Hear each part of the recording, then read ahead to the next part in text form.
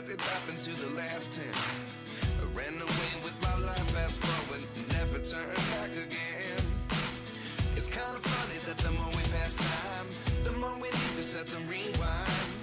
And 19 was the year I had to leave you, but now I'm seeing all the signs. Is this really happening? I can't believe it's true. I'm just as surprised as you. Is this really happening? I can't be too sure, but one day I'll be yours again.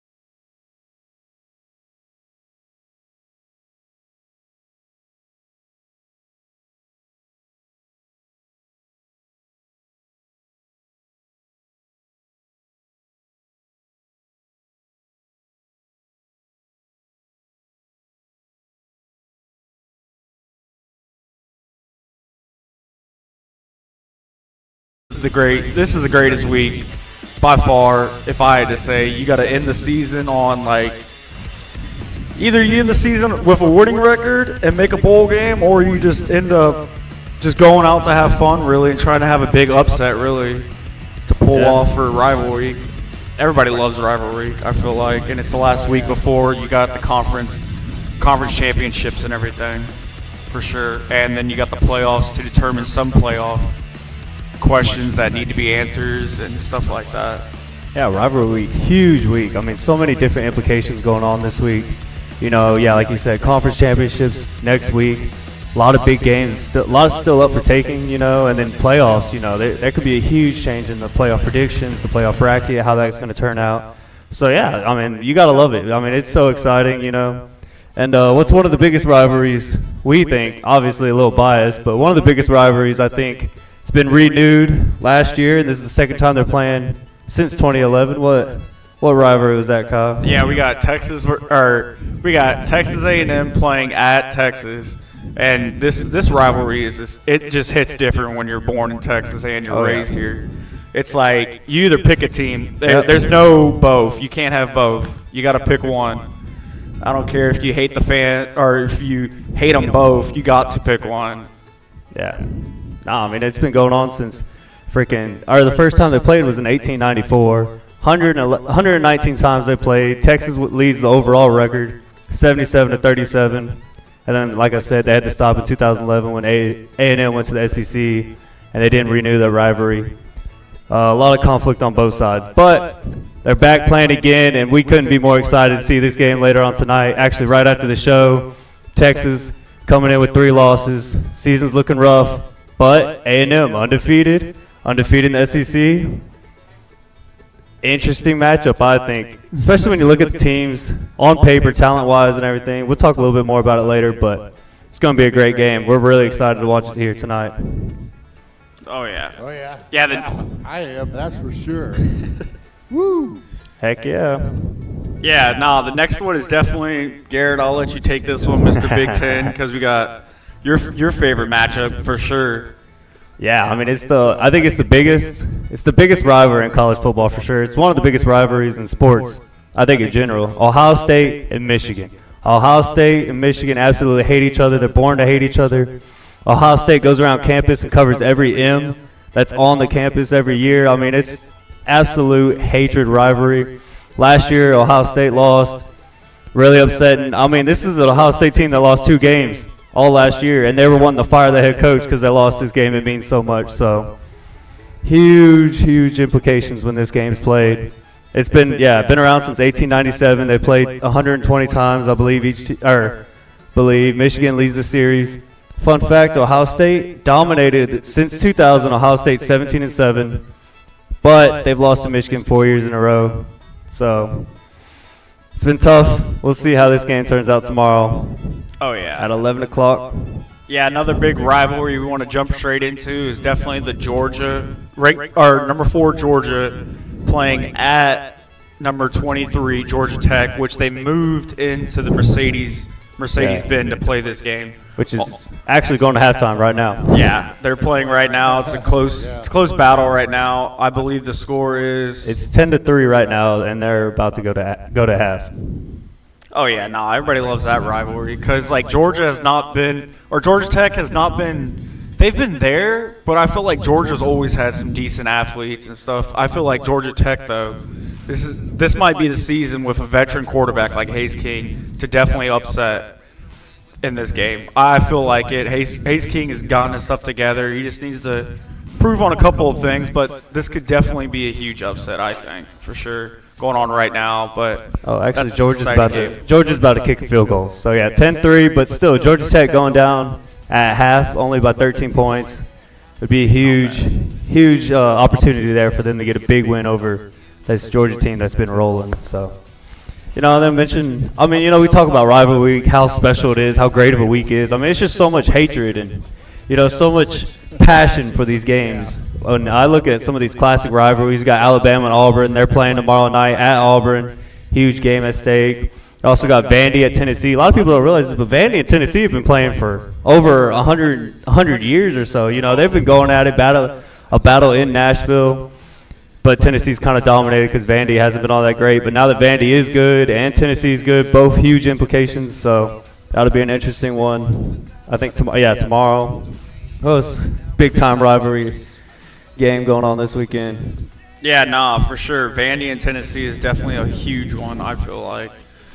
Because there's a lot of ranked opponents, I feel like, going against other ranked opponents for these playoffs, and definitely could change up a lot of the championships for conference championships, I feel like. But it's just an exciting week, really. Everybody's just out there.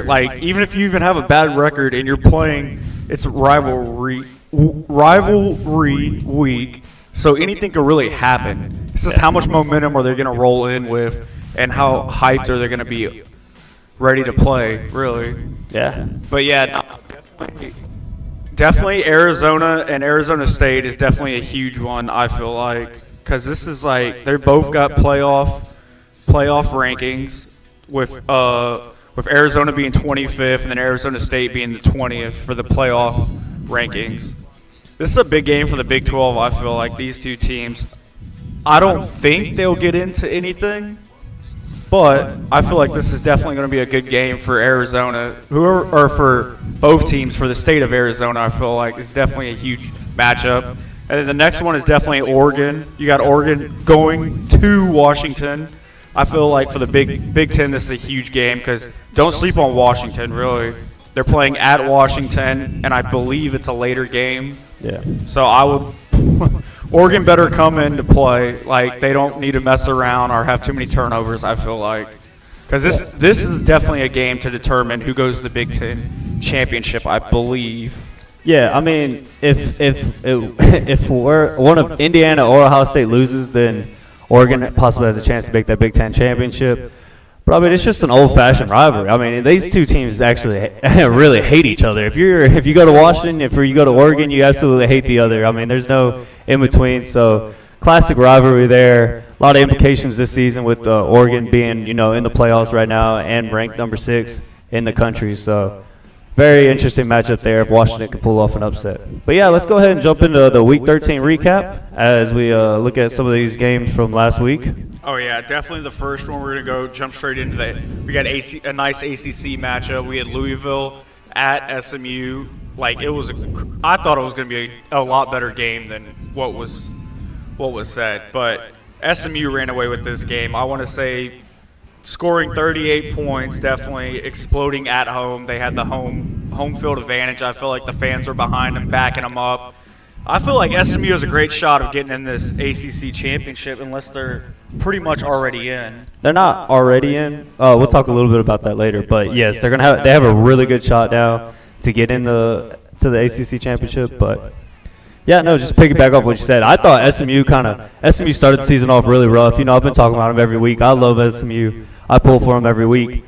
But yeah, they started off rough. They lost that game to Wake Forest in the ACC conference play, which really hurt them. But since then, they've really bounced back and they've been kind of dominating. They've been low key, staying low key. No one's really talking about them, but they've been dominating lately.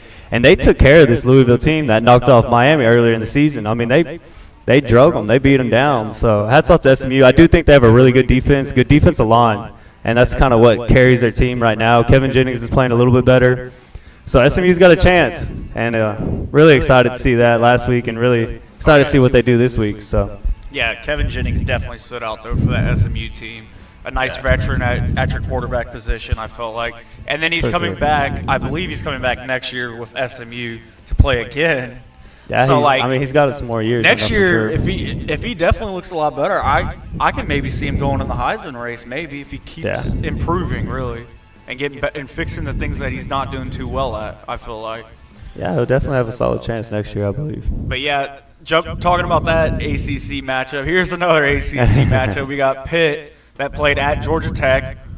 I thought Georgia Tech would for sure, definitely handle their business. It was definitely going to be a close game, I felt like. But I was just really disappointed in Georgia Tech in this game. It was not worth it for them. I was not very happy to watch that one. No, I was pretty surprised about this matchup because I think Pitt really came out firing, especially offensively, because they struggled so bad against Notre Dame the week before, and then they came out, they were firing on all cylinders. Pitt looked great offensively. That quarterback found his rhythm early against this Georgia Tech defense that isn't as good. And then, Hayes King tried everything they did to come back and stay in this game, but Georgia Tech just couldn't do it. So now that really messed up the ACC and caused a lot of chaos, and that's why we see teams like Pittsburgh's going to have a chance now. Since they only have one loss, Georgia Tech has 2 losses in the ACC now, so kind of leaves the door wide open for some of these ACC teams like SMU. So, yeah, good job by Pitt last week. All right, let's keep rolling. So last week we also saw USC at Oregon. Big game. College game day was there. A lot of excitement going in that game. USC started out strong. I think they scored first. Oregon scored. Then Oregon scored again. That Oregon offense was firing on all cylinders. Deontay Moore looked great. And then, USC was able to keep it close there for a while, but this Oregon offense, man, they took care of business. 42-27, they were scoring. It was pretty close. I mean, I think the score got away from USC late because Oregon scored late in the game when they already had the lead. But hats off to this Oregon defense, man, or this Oregon offense, because they are firing on all cylinders right now. They could, USC's defense just could not keep up with them. Yeah, no, that was crazy, that matchup. I thought Trojans would have done a lot better with that. USC, I thought they for sure were going to do a lot better. That quarterback has been on a roll, I felt like, and I felt like they've had a couple of wide receivers that have been definitely standing out each week, which it was crazy to see Oregon lock them down, them two, really. I think the wide receivers are pretty good for USC definitely. But Oregon's defense definitely stood out and definitely played a huge factor. I didn't think Oregon's defense was that good, but they definitely showed out, and it was awesome watching that one. Really. Yeah, so Oregon looking good, man. They're rolling right now, going into that playoff spot, possibly. But all right, let's go ahead and jump into last night's game. On Thanksgiving. Little Thanksgiving game we had. We had Navy at Memphis, which I thought was for sure going to be a great game either way, which it definitely stood out. We had Midshipmen. They scored 28 points over 17 of the Tigers. The Tigers ended up losing that game in a close battle, I felt like it was a lot of tempo and a lot of go with the flow until the end. It was going to determine who was going to win that game, really. Who put more heart and who was more conditioned, I felt like. Definitely for that last quarter, I felt like, in which Navy did a phenomenal job, I felt like, with closing that game. Way to go, Squid! And definitely pulling off a good win for that American Conference, I felt like. So that conference is pretty shaken up, I think, a little bit. Oh man, don't even get me started on the American Conference. The American Conference is kind of wild right now. I think if North Texas wins today, they'll secure a spot, and then Navy, I think, after last night's win, is going to be in the American Conference or be tied with Tulane. But I believe it's probably going to be North Texas and Navy, which they've already played this year. So, but yeah, no, hats off to that Navy defense, man. They really stepped up that second half and really shut down this Memphis offense that's been kind of rolling this year. So, a lot of respect for Navy in that one. Let's go ahead and jump to this Ole Miss and Mississippi State game. This played earlier today at 11 o'clock. We kind of were catching bits and pieces of it as we were setting up and everything. And yeah, Ole Miss, honestly, they just kind of dominated. They were in control of this game. Mississippi State had some opportunities to make it close and make a few plays here and there, but really Ole Miss just did Ole Miss things. Offensively, throwing that deep ball. Their receivers for Ole Miss are playing great. That quarterback, God, I forgot his name already, and I heard it 100 times. I think Chambers or something. Yeah. He played lights out, so Ole Miss is looking really good. I think they're kind of just secured their spot in the playoffs with that big win. I believe if Alabama and Texas A&M lose tonight, Ole Miss will probably be playing Georgia in the SEC championship. We'll kind of get into that here in a little bit, but they need a lot of help. But even if they don't play in the SEC championship, they're probably going to make the playoffs, and they're going to have a lot of time to get ready and prepare, even if their head coach isn't coaching for them anymore. So yeah, God, yeah, this game was wild, I thought, because going into Mississippi State, you got the cowbells, the fans are ringing that. It gets really loud. We've seen it get pretty rowdy there, I felt like. Mississippi State, their fans could definitely show out with those cowbells, and it's really loud. A really loud environment, really, for Ole Miss. It really shakes them up and stuff for that trying to hear play calls and stuff, and just seeing how Ole Miss went in there and took care of business, really, and just left. They're ready for the playoffs, it seems like. Oh, yeah. They played like a playoff team today, I thought, for sure. Oh, yeah. They cleaned up a lot of things to show out definitely for the committee to see, feels like. But, yeah, that was crazy to see that. I thought Mississippi State was going to keep it really a lot closer than the score showed, which was 38-19 was the final. Yeah. All right, let's go ahead and jump into who we gave our helmet stickers to from Week 13. Who do you got, Kyle? Offense Player of the Week. This was an easy decision. He put up 6 touchdowns for the whole thing. I got Diego Pavia, Vanderbilt's quarterback, and they played against Kentucky, which was not a crazy good matchup, I thought, but the stats are just crazy. 484 passing yards with an 84.6 completion rate. He had 5 passing touchdowns, rushed for 48 rushing yards, and had 1 rushing touchdown, which equals out to 6 touchdowns for him. Dang. Which I thought that performance was just wild to see. Yeah, no, hats off to him. I mean, shoot. Putting up those kind of numbers against Kentucky. I mean, yeah, Kentucky's not a great team, but Kentucky's had a really good defense this year. Their defense has played really well. So seeing those kind of numbers and stat lines from Diego Pavia, I think he's really making a strong case for his Heisman run. But hats off to him and that Vandy team. They got a big test this week, so we'll see how it kind of all turns out. Oh, yeah, for sure. But Defense Player of the Week, we got Caleb Elms, he's a senior, TCU linebacker, man. He had 15 total tackles, 2 tackles for loss. Big win, big upset against the ranked Houston Cougars, who, so by the way, great season for Houston, I think. even after that after that surprising loss to TCU. But man, this TCU defense came through to play. They beat Houston 17-14, held Houston only 14 points the whole game. Caleb here leading the team in tackles, forcing 2 tackles for losses. Big outstanding performance from this guy, and that TCU defense held it down. So hats off to him and our defensive player of the week. Oh, yeah. Yeah, TCU, they definitely picked it up, really. This offense is supposed to be – you got a great veteran quarterback. I feel like Hoover's a great quarterback for that TCU team, but they've had a lot of close games, I felt like, that just didn't go their way. Yeah, they were in a lot of them. I mean, BYU a couple weeks back, I was hoping they would pull it off, but that was a tough one. Anyways, let's move to a more fun segment here, Dad. Yeah. Feel free to join when you when you can. Yeah, this is where we want the comments to come in and tell us we're wrong and you're right at this point. Yeah. But yeah, we're gonna go over the top 10 football movies of all time. We got a nice little ranking here. We have 20 movies listed out of football movies that we thought can definitely make the list. Yeah. And then we had to cut down. Out of those movies, we cut down all the way down to the top 10, really. But yeah, the top 10 is, I believe, we all basically agreed on this one. I felt like we can all agree on this. We can all agree. I think that Remember the Titans is the best football movie ever made, in my opinion. I think Denzel Washington killed it. Awesome. Too many stars in that movie to name them all. Awesome movie.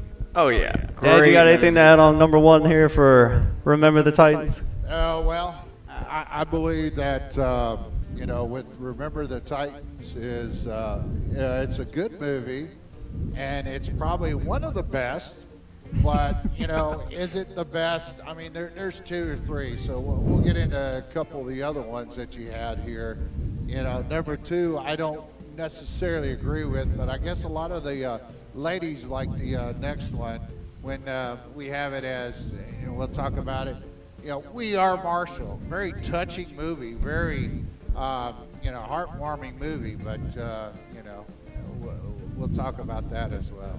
So, well, go ahead, you talk about it. Oh yeah, Dad. Well, yeah, Dad, I was about to say, just scroll down a little bit further. We got our top 10 favorite movies. Yeah. Oh, okay. I put the label. I put the label at the top saying non. This is the non-ranking. All right, I looked at it. I looked at the wrong part of it. Yeah, you're good, Pops. So, Hey, but We Are Marshall's a good movie too, man. I like Matthew McConaughey. So yeah, I do too. shout out. Hook 'em.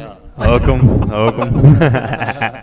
But your next one is actually the one that it teeters between number 1 and 2, and that's Rudy. Rudy. His foot was on the line. Yeah, no, he was offsides anyway, so it doesn't matter.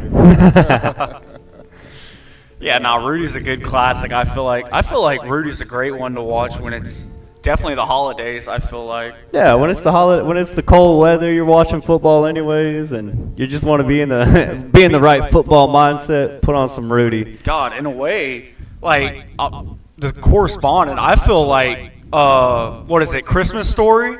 I don't know, for some reason it just reminds me of Rudy sometimes because you got the snow and like a lot of it. Like it just reminds me, even though they're totally different plots, but they just like look like they're filmed in the same area, really. It's the nostalgia. Yeah. The nostalgia is very similar. I'll give you that. Yeah.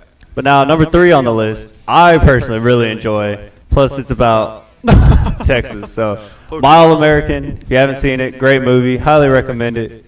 Really sad. Got everything you need. And he went to Texas. So, that's all I got to say about that. Yeah, My All-American is a great movie. I love it. The actors are great in it, I feel like. And it was a great movie about somebody you really didn't even know about if you're a huge Texas fan. It's like really to dig into it and to know the statue that's under the stadium that they touch all the time when they come out to the football field is just crazy to believe in. And they still touch the same statue before they enter the football field at a home game for Texas. And it's just a great way to honor a player that wasn't even – I don't even believe he made the All-American list. I don't think he was. Yeah, but the coach, how he described it was he was my All-American, though. Yeah, That's why it's exactly. named that. And it's just, he was a great player. Yeah, we can't spoil it too much, just in case Yeah. someone's never watched it. But yeah, highly recommend. Yeah, it's a good movie. That's for sure. Oh, What else you got next on one. here? Yeah, the next one's a good one. Honestly, the first time I watched it, man, I was tearing up, bro. It was tugging at the heartstrings. But yeah, The Blind Side, number 4. Well, on our rankings, we got The Blind Side at number 4. All-time classic. I mean, I think everybody's seen that one. Everybody kind of, a lot of people seen that one, love that movie. You know, there's been a little publicity about it lately, but still a classic. great movie. Yeah. Huh? Still a classic, man. Oh yeah, still a classic. Sandra Bullock, absolutely killed it. Big fan. So Hey, Dad, have you got any comments or anything over there while we have a No, little? nothing Nah, yet we're just- right now. Well, so- I had a just keep text rolling. come in real quick. Kaylee Dieter said volume. No. Volume? For Dad. Dad, Check you the might need volume to like Yeah, turn it I up a little did. bit. Okay. That's what I was cranking up. beautiful. I was cranking that up.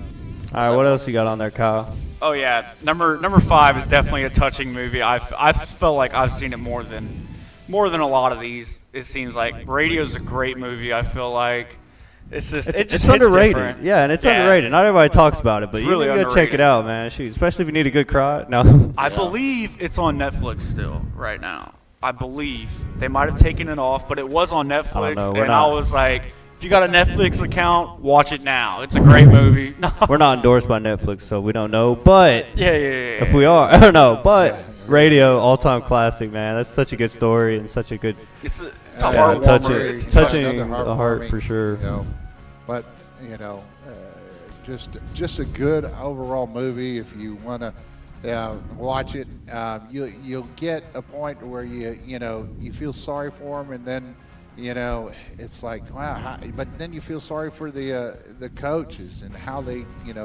have to deal with this situation too. It's not something you deal with all the time, and how do you do it? And it's just a great movie about human nature and how that can help people as well. So Yeah, definitely. Dad, you can lead us off with the next one. Oh no, not the next one. You love this The next Little one. Giants. I mean that's one of the ones that we've had for many years. We've had it on the videotape, and we were allowing them to allowing my kids here, Garrett and Kyle, Yeah. to watch it, and they watched it over and over again. Great perseverance.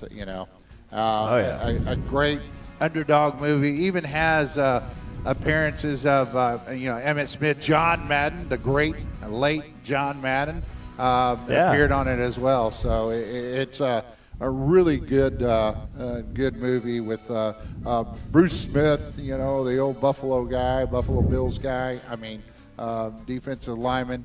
I mean, it's got some great people that come through there as well. So a lot of fun. Oh yeah, no, I feel like the Little Giants is definitely like a David versus Goliath story. Really, Yeah, it's it's like a phenomenal. Like the other team has all these good players and uniforms and all that, and then the other team is just a bunch of kids out there willing just to have fun and just put in their all really to win to pull off a great Yeah. movie. Yeah. To pull off No, great it's a good movie. It's fun, lighthearted, Yeah.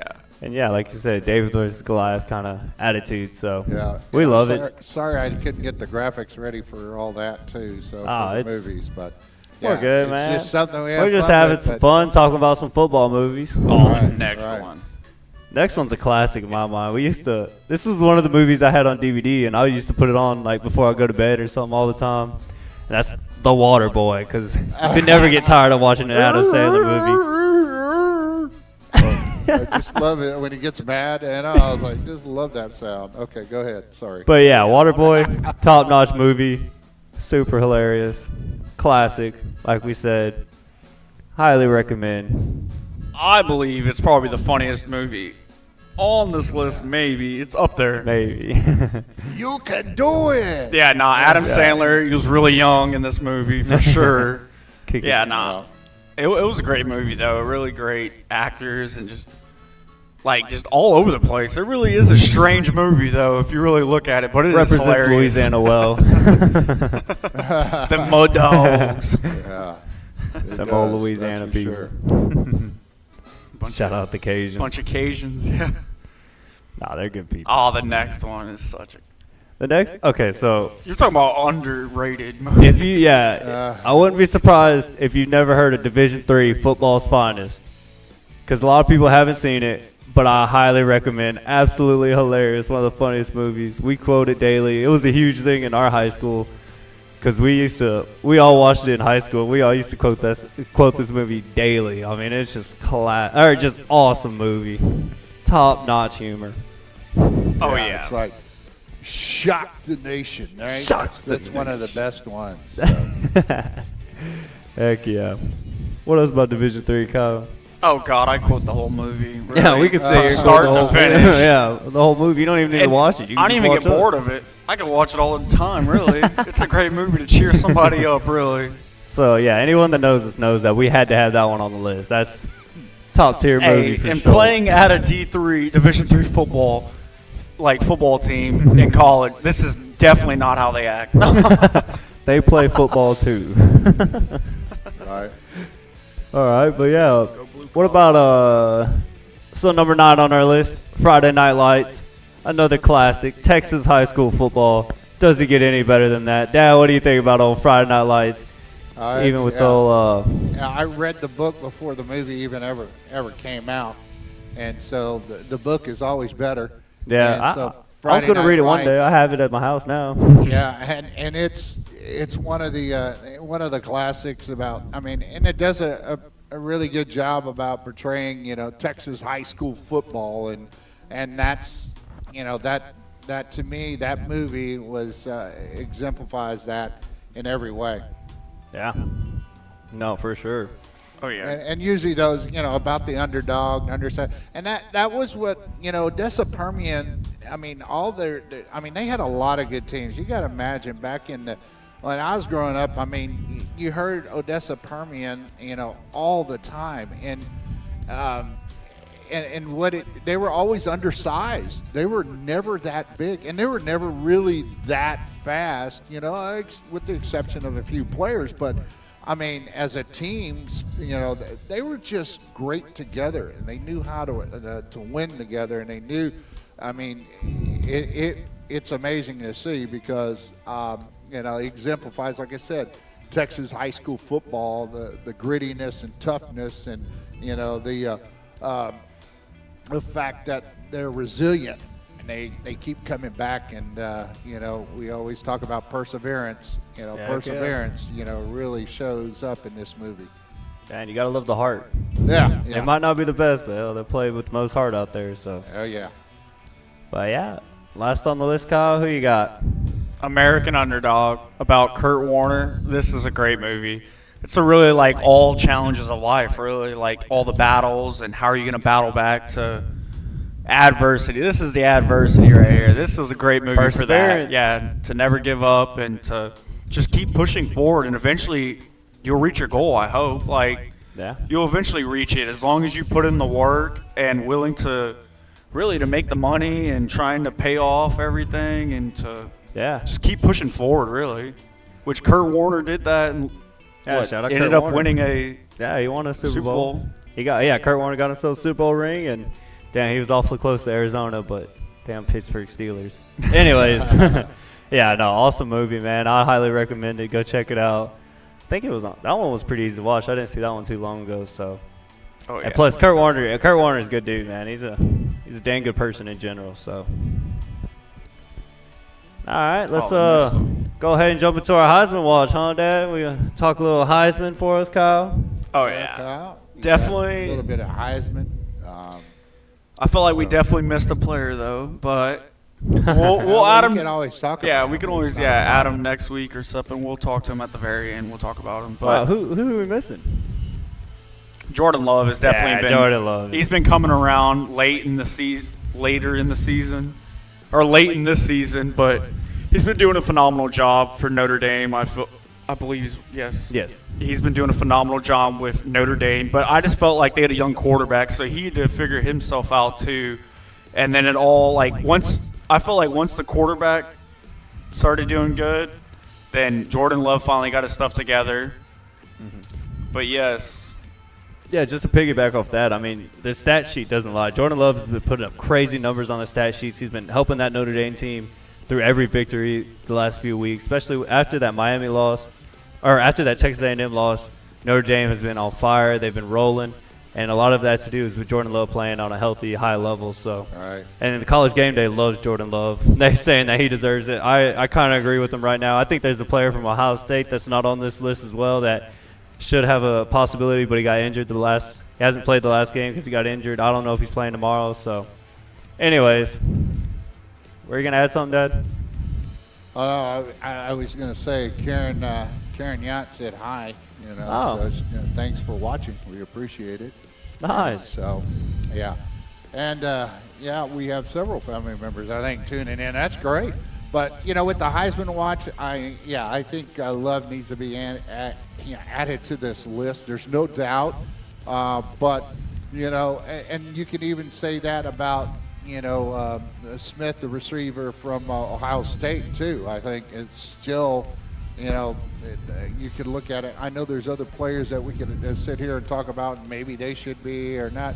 But, Yeah. I mean, at least I think with the top 5 that you have up here, I agree with it mostly. And, with the, with the added, Love with that, then I think you're in good shape there. So. Oh, yeah, definitely Fernando's been phenomenal all season. Or phenomenal all season with the Big 12, or with the Big 10, I feel like. Definitely, for sure. And then Julian Satin, Ohio State's quarterback, is doing a phenomenal job. They're racking up some big-time numbers. Definitely the one that's definitely standing out is Julian Satin. His completion rate is phenomenal. I feel is great. But, yeah, Marcel Reed, I believe. Marcel Reed? No. Diego Pavier on the list at 5 for Heisman has the most rushing yards out of all the quarterbacks on here, which is surprisingly for Marcel Reed. Marcel Reed, you would think, would have more rushing yards, but he doesn't. I think he'd have more in general. Yeah, Diego Pavier has been just going crazy. It seems like on his feet. They've been. I feel like later on in the season they've been using him a lot more, his legs and everything. Yeah, definitely. Definitely for the SEC for sure. But yeah, Jacob Rodriguez for Texas Tech. This kid, God, is a forced fumble machine. I'm telling you. Turnover machine. Yeah, turnover machine. And definitely he has 4 picks for the whole season, which is really good, with 97 total tackles for him. And he's definitely helping out that Texas Tech defense big time. Like, he's a big time player for that defense, which all their linebackers are really decent, though, for that Tech defense, really.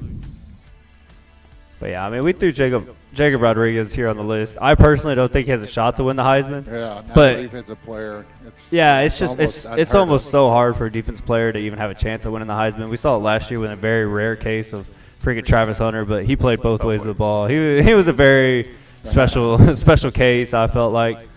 But man, Jacob Rodriguez, though, his stat line and what that Texas Tech defense is doing overall over the year, they're playing lights out. 11 turnovers on the season, 7 forced fumbles and 4 interceptions is ridiculous from a linebacker. So hats off to him and the mustache.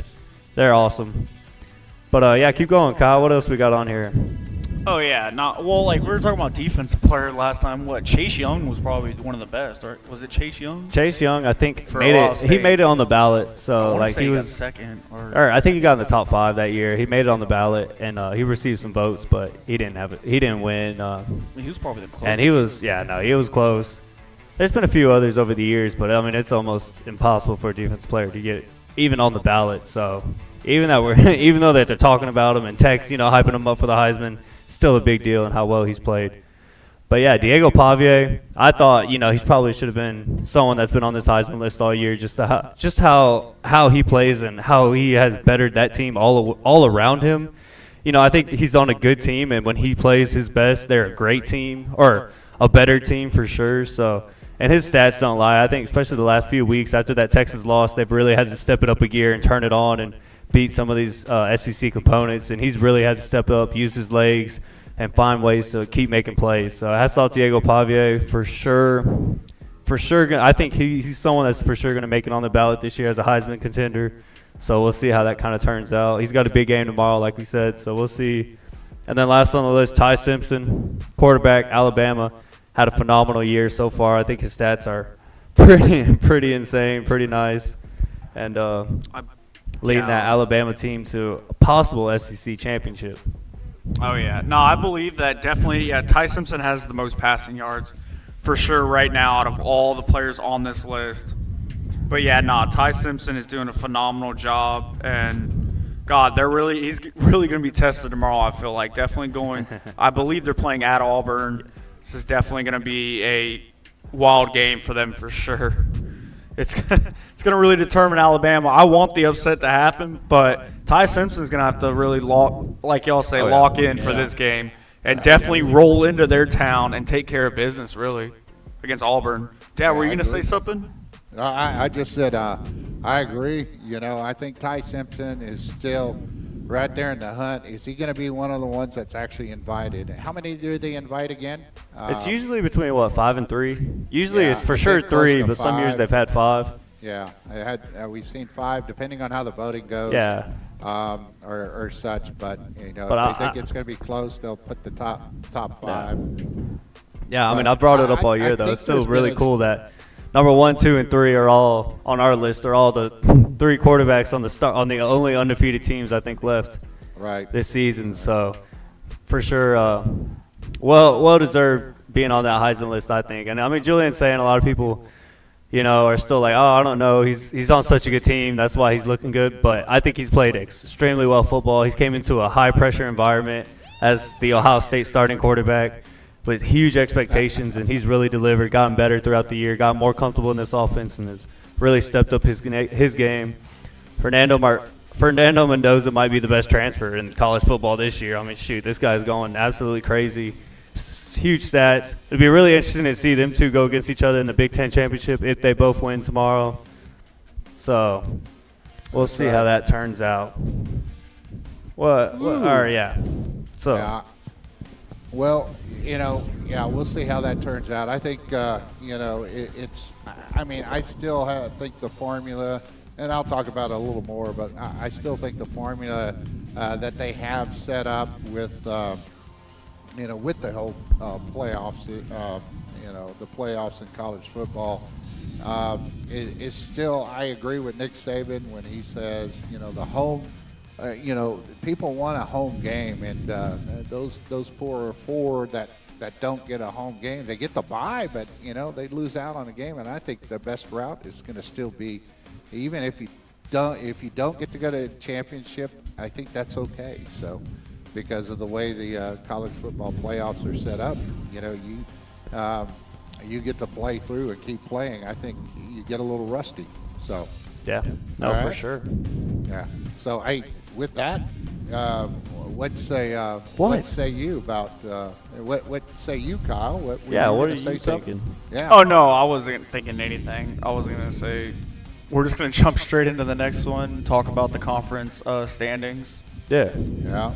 And definitely we're going to jump straight into the SEC rankings for sure. We're diving straight in this because I feel like a lot of the teams are really good. Yeah. For the SEC rankings, we got A&M definitely leading it because they're undefeated. They're undefeated, so they're definitely going to lead the standings. I feel like there's a couple of chances where they couldn't get in the SEC championship. Yeah. So basically, A&M right now, they're undefeated in the SEC play. They haven't had a loss in the SEC. They play Texas tonight, huge game. Obviously, we talked a little bit about that. If A&M wins tonight against Texas, they're for sure in the SEC championship. They'll play next week in Atlanta. Now, if Texas A&M doesn't win, then they will not be in the SEC championship, but they'll probably be locked in the playoffs. So it could benefit Texas A&M in a way if they lose this game. Because, I think if they lose this game, there's a good chance they get a home game first round of the playoffs. And they don't have to play Georgia or Alabama. So it could be a good thing. But, then you also have Georgia, who's got only 1 loss in the SEC. Ole Miss has got 1 loss in the SEC. Ole Miss won today. They have a chance of getting in. And then you have Alabama with 1 loss in the SEC, but they have 2 losses overall. So how it comes down to is if Alabama and Texas A&M win, it'll be Alabama versus Texas A&M. If Alabama was to lose, then it would be, and Texas A&M wins tonight, then it would be Texas A&M and Georgia. Yeah. And then What was I gonna say? Oh yeah, and if A&M, or yeah, no, Ole Miss needs Texas to win tonight against A&M, and Alabama to lose, then it would be Ole Miss and Georgia. So it pretty much comes down to Texas A&M and Alabama need to win to play in the SEC championship. And if one of them two loses, Georgia's the first one up, and if one or Ole Miss will have a chance. So does that make sense? Yeah, for sure. Okay, good. But no, I'm just including like talking about other people. I believe Oklahoma still has. I believe Oklahoma's 2 losses. I believe, which you didn't include Oklahoma on here. I believe that Oklahoma is. Yeah, Oklahoma Yeah. has 2 losses. Yeah. Oklahoma is 9-2, but 5-2 in conference. I feel like Oklahoma still is a great team, and Yeah, Oklahoma's still a good team. When I was talking about this, it was more of like who's got a chance to make the SEC championship. I don't think Oklahoma has a chance to make the SEC championship. That's why I didn't bring them in there. But Oklahoma still has a chance to make playoffs, which right now they're in the playoffs as the CFP playoff committee, or how the CFP is looking at things right now. So okay. yeah, like Ole Miss, Vanderbilt, I believe only has 2 losses. Texas has 2 losses in the SEC, but they have 3 losses overall with that loss to Ohio State. And then also Tennessee, I believe, has 2 or 3 losses. Yes. So, who are all kind of still alive and in the hunt. Oh, yeah. Jumping into the next one, we got Mr. Big Ten over here. He'll give you all on the rankings and stuff for the conference. But, yeah, this is going to be a close battle. I feel like it's all over. Well, it's not all over the Big place. Ten's more but- cut and dry. If Indiana wins tonight against Purdue, Indiana's in. Indiana's got the best ranking right now in the Big Ten. And then Ohio State obviously hasn't lost a game this year. They beat Michigan tomorrow. They're in the conference championship. Now, if Ohio State loses to Michigan, then it would be a 3-way tie between Ohio State, Oregon, and Michigan. And I want to say Oregon would get into the Big Ten championship, but I'm not too entirely sure. So that's pretty much how the Big Ten is. I mean, Indiana's got Purdue tonight. I don't see Indiana losing to Purdue this year. So I think Indiana's pretty much locked in. Ohio State's pretty much locked in the playoffs as well, but there is a chance to lose to Michigan. They missed the Big Ten championship, so couldn't be the worst thing, but you don't want to lose to Michigan. So that would be rough. No way. Again. No, We again would can't, be a little can't have rough. that going again. Oh. All right, Kyle. How does the Big 12 looking right now? What's the picture? What's the Big 12 picture looking like? I really feel like Tech is definitely. I feel like Tech is above a lot of them by a bit. I feel like Tech is just out there. I know we played that home game against BYU, but Dominated. I just feel like at a neutral site it might be a little bit closer, but I just feel like Tech is just above everybody else. Really, we played at Utah. We beat Utah, which Utah's up there. I feel like Utah's not a bad team at all for the Big 12's sakes. Yeah. But we did go into their home territory and beat Utah. And the only loss we came out with was against Arizona State, really. Arizona State's quarterback, Sam Levitt's a dog. You can't sleep on him when he's healthy, though.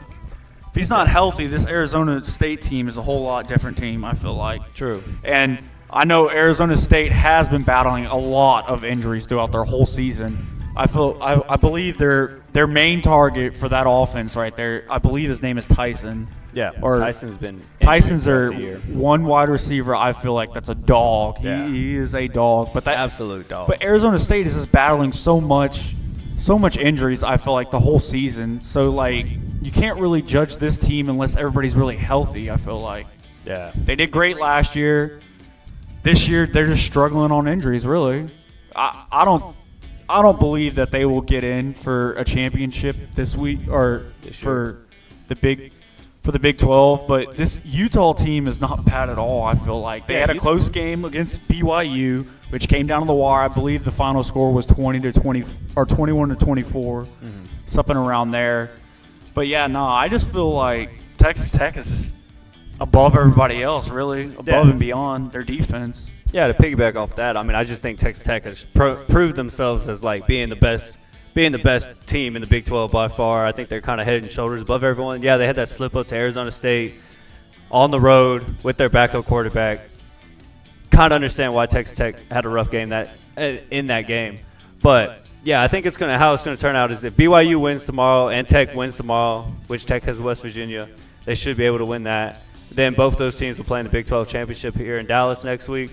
But I believe if BYU loses, I think Utah and BYU would be tied, and I think Utah would have a chance to go to the Big 12 championship. So it should be interesting to see who comes out of the Big 12 championship. And I think it's really interesting to see, which we'll talk about here in a minute, is how that works with the whole playoff picture in general. Because if Texas Tech wins tomorrow, goes to the Big 12 championship, and then loses to, let's say, BYU, Texas Tech's still probably in the playoffs, but then that means Big 12 gets 2 teams in the playoffs. Now, if Texas Tech wins out and wins the Big 12 championship, the question then becomes, who's going to be – are they going to take another Big 12 team in the playoffs like BYU, or are they going to go somewhere else with another SEC team? So that'll be kind of interesting to see how that all turns out. But the playoff committee has said, and we'll talk about this here in a little bit, but the playoff committee has said that they're gonna not have the conference championship. If you lose a conference championship game, it's not going to affect you nearly as much as the regular season because that is an extra championship game. So let's go ahead and this is where it gets a little crazy. I don't even know how it's going to turn out in this conference, but the ACC has been wild this year, and I think the really crazy part is with the rankings and everything. I think the ACC, the only team that has a chance to get into the playoffs is the team that wins the ACC championship. So right now you got Virginia with 1 loss. Pitt has 1 loss in the ACC, but 3 losses overall. SMU has 1 loss in the ACC, and then Georgia Tech, Miami, and Duke all have 2 losses in the ACC play. So it's still kind of up in the air for that conference championship. Oh, yeah. Yeah, for sure. Georgia – yeah, jumping off that, Pitt and Virginia, these teams are coming – God, I don't know how they're pulling some athletes out of there. They must have a lot of veterans, I feel like. But this Pitt team is just unheard. I feel like last year they did good until they played somebody good. Yeah. Well, I mean, they had a rough game against Notre Dame, but them beating Georgia Tech last week really – kind of opened the door for them. I think they had a rough start of the season. They lost to West Virginia, I think, the second week of the season. So, But I think, if I'm not mistaken, so hear me out, I think Virginia and SMU, if they win both their games tomorrow, which is very possible, they'll play in the ACC championship. But Pitt has Miami tomorrow, and that game will kind of determine as well because I think – well, actually, I take that back. I think if Virginia and Pittsburgh win, they'll play in the ACC championship. But if Pittsburgh loses and SMU wins tomorrow, then it would be SMU and Virginia. So I think that's gonna determine how it plays out, but we'll have to see. Hey, Dad, do you want to talk about the ACC standings for the conference? Or I'd like to see North Texas have a shot, but they've only have 1 loss. I don't know how that game's going today. I didn't get a chance to check in on it. For the American Conference, right, Pops? Oh, I'm sorry. Yeah. American Conference, ACC. Yeah. It's all up in the air. So, but I want to see when we talk about the American Conference, I want to see North Texas have a shot. Well, the American Conference is pretty. I think, it's been pretty chaotic. I didn't put them on here on our script or anything, but the way I think it's going to turn out is if North Texas wins, they're in the American Conference Championship, and I believe with Navy winning yesterday, that kind of secured Navy's spot in the American Championship game. The only team that could come close, I believe, would be Tulane, just because they only have 1 loss. But I think Navy and North Texas would probably have that tiebreaker over Tulane. I think. So that's kind of what I've gathered from the ESPN. Well, I just. I know I jumped the gun, but when you talk about ACC, I was like, I'm over here doing stuff. So I'm like, oh, man, okay, talk about ACC. But, going back to ACC, you really like the way Pittsburgh, was playing with the exception of 1 game. And, it's like exception of 1 game in conference. And otherwise, they look like, world beaters. But I'd like to see, SMU be able to, to have a chance as you went over the scenarios. They do, but right now, Pitt is one of the big ones. So yeah, well, Pitt's got a big test tomorrow. They got Miami. Yeah. So and that's going to be interesting. And, I'm projecting that. Yeah. If the U can get a win tomorrow, then SMU and Virginia will be playing for the ACC championship, which gives both of them the winner of that one. The winner of that will get coming in. We'll get in the playoffs. So. Oh, yeah. No, I can sit here and talk about the ACC rankings and all that. I just feel like SMU, like you had Miami come in, SMU upset Miami, even though Miami is ranked a lot lower than SMU. But you got to look at it too. They weren't playing a neutral site. They played at SMU. But how much really did SMU's crowd or fan base make a difference against Miami?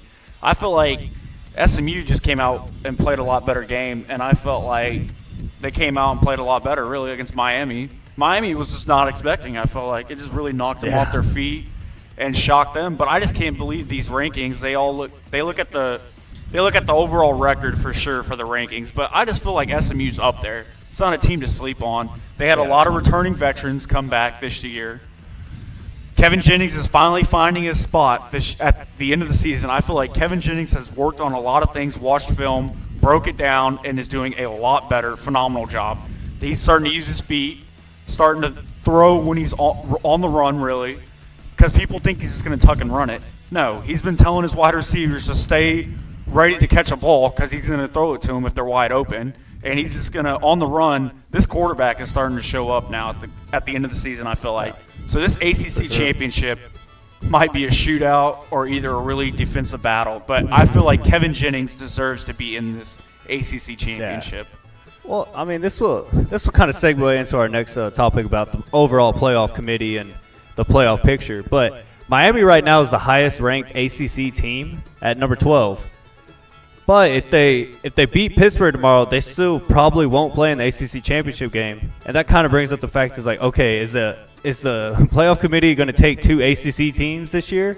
Is Miami going to be able to sneak into the playoffs even with those 2 major upsets, even though they beat, a team like Notre Dame? This is where the playoff committee is really important, because when you look at I looked at the All-State playoff predictions. Right now, Miami's ranked number 12. They're the highest ACC team, but they only have a 20% chance of getting in the playoffs. Right now, the best chance to get in the playoffs from the ACC is SMU. SMU has a 52% chance of making the playoffs this year, and that's if they make the ACC championship and win that game. While Virginia's got about a 29% chance, and Pittsburgh still has a chance. They got a 4% chance of making the playoffs. So anything can happen. There's still a lot up at stake here. So. But yeah, let's go ahead. And I could sit here and talk about the ACC all day. I've hopped on the bandwagon. I like Georgia Tech. I like their quarterback. I like what they did with this program. I really want them to upset Georgia right now. They're playing right now. I can't see the score, but I believe 13-6. Georgia Tech just kicked a field goal and made it. Yeah. So I want this. Right, I want this upset to happen so bad. I'm pulling for Georgia Tech. Yeah. Georgia Tech has been up there, and they've done everything they possibly can, and then somehow they always come short. This Georgia Tech team is really good this year, I feel like. Yeah. Great veteran quarterback. But Garrett, Well, that brings up the point. It's like, okay, if Georgia Tech wins this game against Georgia today, does that win boost this 2-loss Georgia Tech team that where they could sneak into the playoffs? Will they jump Miami? And there's like a lot of different scenarios that the playoff committee has to take into effect. And so that's kind of where I'm like thinking, okay, we got this Georgia. Georgia's going to have 2 losses. Georgia Tech has 2 losses. Georgia Tech beat Georgia, but Georgia Tech doesn't have the chance for getting in the playoffs. It's like, okay, where are we kind of drawing the lines here, and who's going to actually make it in the playoffs? So right now with the playoff picture as it stands, Ohio State, Indiana. Yeah, you have Ohio State at number 1. Yeah. And then Indiana. I messed up there. Yeah. That's why I did this, so we can, change it up as we need to. Okay, cool. So yeah, I mean, you got A&M down there at the bottom, but you're saying Ohio State. Ohio State would be number 1, and then Indiana more than likely will be number 2. But that can change depending on who wins the Big Ten championship. Let's say Indiana loses the Big Ten championship really bad to Ohio State, then this Indiana team is going to go from probably 2 to one of the 6, 7, 8 spots, in my opinion. And that same thing could happen with Texas A&M, Alabama, Georgia. Those teams can kind of get shuffled around. But Ohio State, Indiana, and Texas A&M, all since they're undefeated, have probably around a 99% chance of making the playoffs right now, or over 99% chance of making the playoffs. So they're probably all 3 going to make the playoffs. It's just the seeding could possibly change due to the championship weekend. And then we look at a team like Georgia, who's got almost a 99% chance of making the playoffs. Even with the loss today against Georgia Tech, they still I mean, they realistically they could lose to Georgia Tech and the SEC championship and still get that 11-12 spot. So they got a pretty good chance of making it in. Right. And then when you look at a team like Texas Tech, 94% chance of making the playoffs. If they win out, for sure in. If they win the Big 12 championship, they're for sure in. I think it would get interesting, though, if they make it to the Big 12 championship and then lose to someone like BYU or Utah, then are they still getting in? I think more than likely they would. So Texas Tech's got a really good chance. What do you think about that? Oh, yeah. Or anything so far? Texas Tech, God, I feel like this defense should definitely be in no matter what. BYU and that end up at the Big 12 championship. No matter what, I feel like Texas Tech should definitely be in there. They've proven themselves, and they've proven everybody wrong, really. Everybody didn't think Texas Tech would be this good at all. Yeah. Heck, I didn't think that the Big 12 was going to do this good at all. I thought it was going to be a lot of, I felt like everybody was going to have the same record. A lot of people were going to lose. It was going to be a huge battle for it. But Tech has really shown themselves and really pulled away from a lot of other people, I feel like, in the Big 12. Yeah, and it's interesting because if Texas Tech wins out, right now they're sitting at the 5th spot, so they would have a home playoff game right now in Lubbock. But if one of these teams, if Indiana or Ohio State loses the championship, they could jump out to be they can have a first-round bye, so. And, I mean, having a bye is a good thing on one side. You get a lot of time off. A lot of players come back healthy. But then you also have a long time of not playing football. And like we said last year, all the teams that had a first-round bye ended up losing. So, it's like, okay, what do you think is going to happen? Or where are you going to take out of that? Yeah. And then, we got number 6, Oregon. Oregon's about a 94% chance of getting in. I think that could change a whole lot if Oregon loses to Washington. Oh, and they come down and they have a two-loss Oregon team compared to like a two-loss, compared to like a two-loss Bama team or some of these other SEC teams. I don't know what the committee does. I think Oregon still has a really good chance of making it, and I think they will make it. But it's going to be interesting to see how the committee could do if Oregon was to slip up tomorrow and lose. But Ole Miss sitting at 7, they won today. I think Ole Miss is a team that's for sure in the playoffs. I think they'll be right around that 6-7 spot, 7-8. So they got a good chance of playing a home game at Ole Miss, which is big things, which is a big deal. Having that home game first round of the playoffs is huge. Very exciting stuff. Plus, Ole Miss has looked really good later in the season. So, scary team. I would definitely want to watch out for them. Oh, yeah. Number 8, we got Oklahoma, 85% chance of getting in. This Oklahoma defense, I felt like from the beginning of the season was looking a lot better. This Oklahoma defense is no joke. Offensive side, I feel like they just need to stay healthy, really. John Mateer, he just needs to go back to being like the first week. After this injury, it really hurt him. Hurt his hand. I believe it was his hand. Throwing hand Yeah. and everything. I just feel like John Mateer is a really great player. Really young, I feel like he's still learning the ins and outs, but he's doing a phenomenal job with this Oklahoma team. He's taking the reins and everything. This Oklahoma team is, I believe, definitely should be up there no matter how many losses they've had. No matter how much they've really lost a couple of the close ones. Texas really put the belt to them, really, I felt like. But all right, now I got a question for you guys. Let's run a scenario here. There's a quick scenario. What if Oklahoma was to get upset by LSU tomorrow and then Alabama loses? Then you have Oklahoma, Alabama, and Texas, all 3 losses. Who's the playoff committee going to take out of there? Because I don't think you could take all 3 teams. That's where that brings up the question. It's like, okay, does Texas win the head-to-head against Oklahoma? So Texas would jump Oklahoma. And then would Texas jump Bama, too, if Bama has 3 losses? It's like, does the playoff committee, take these 3-loss SEC teams, or are they going to go to maybe a 2-loss ACC team like Miami, or you have a 2-loss Big 12 team like Utah? BYU could be a 2-loss Big 12 team as well. So, I mean, there's a lot of interesting scenarios with big upsets happening. But if Oklahoma wins tomorrow against LSU, I think Oklahoma's for sure in the playoffs. I think they'll make it. And they'll be in a good spot. I think they're fighting for that last home game. Yeah, they'll play for that last home game. or the last spot. The last home game in the playoffs. So that would be really big for Oklahoma. Because right now it's Oklahoma. Oklahoma's playing Notre Dame in Norman, Oklahoma, which would be epic for college football. I mean, everybody would love to see that. Two terrible, big-time football franchises. Hate them both, but yeah. No, I just see, God, Alabama's on a roll. I don't know, or was on a roll until they hit Oklahoma. But I feel like this Bama team is just—they were on a roll for a long time. Bama and you can't. good. I can't say you can't stop Bama, but Bama's a great team. You can't not include them. Texas is getting up there. They started last year, and I feel like this Texas team is. I think they have stuff to prove, really. I think Texas can make a statement. They can make a statement win tonight against A&M, and then, could they have a shot?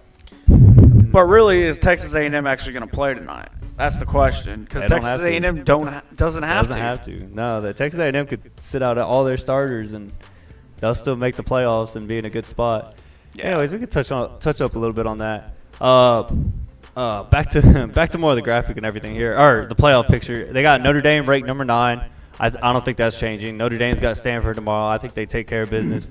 So with the playoff committee keeping Notre Dame in the top ranking, Notre Dame's going to make the playoffs. They don't have a championship game, so they'll have a good bit of time off, and then they'll play probably the first round of the playoffs. Probably, depending on how these championship games go, they might even have a first round home game.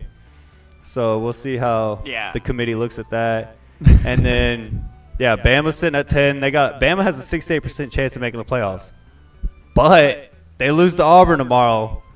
That drops a lot. That percentage drops down a lot. So it'll be interesting to see. But if Alabama wins tomorrow and if they play in the SEC championship game, they'll probably have a good chance of getting in.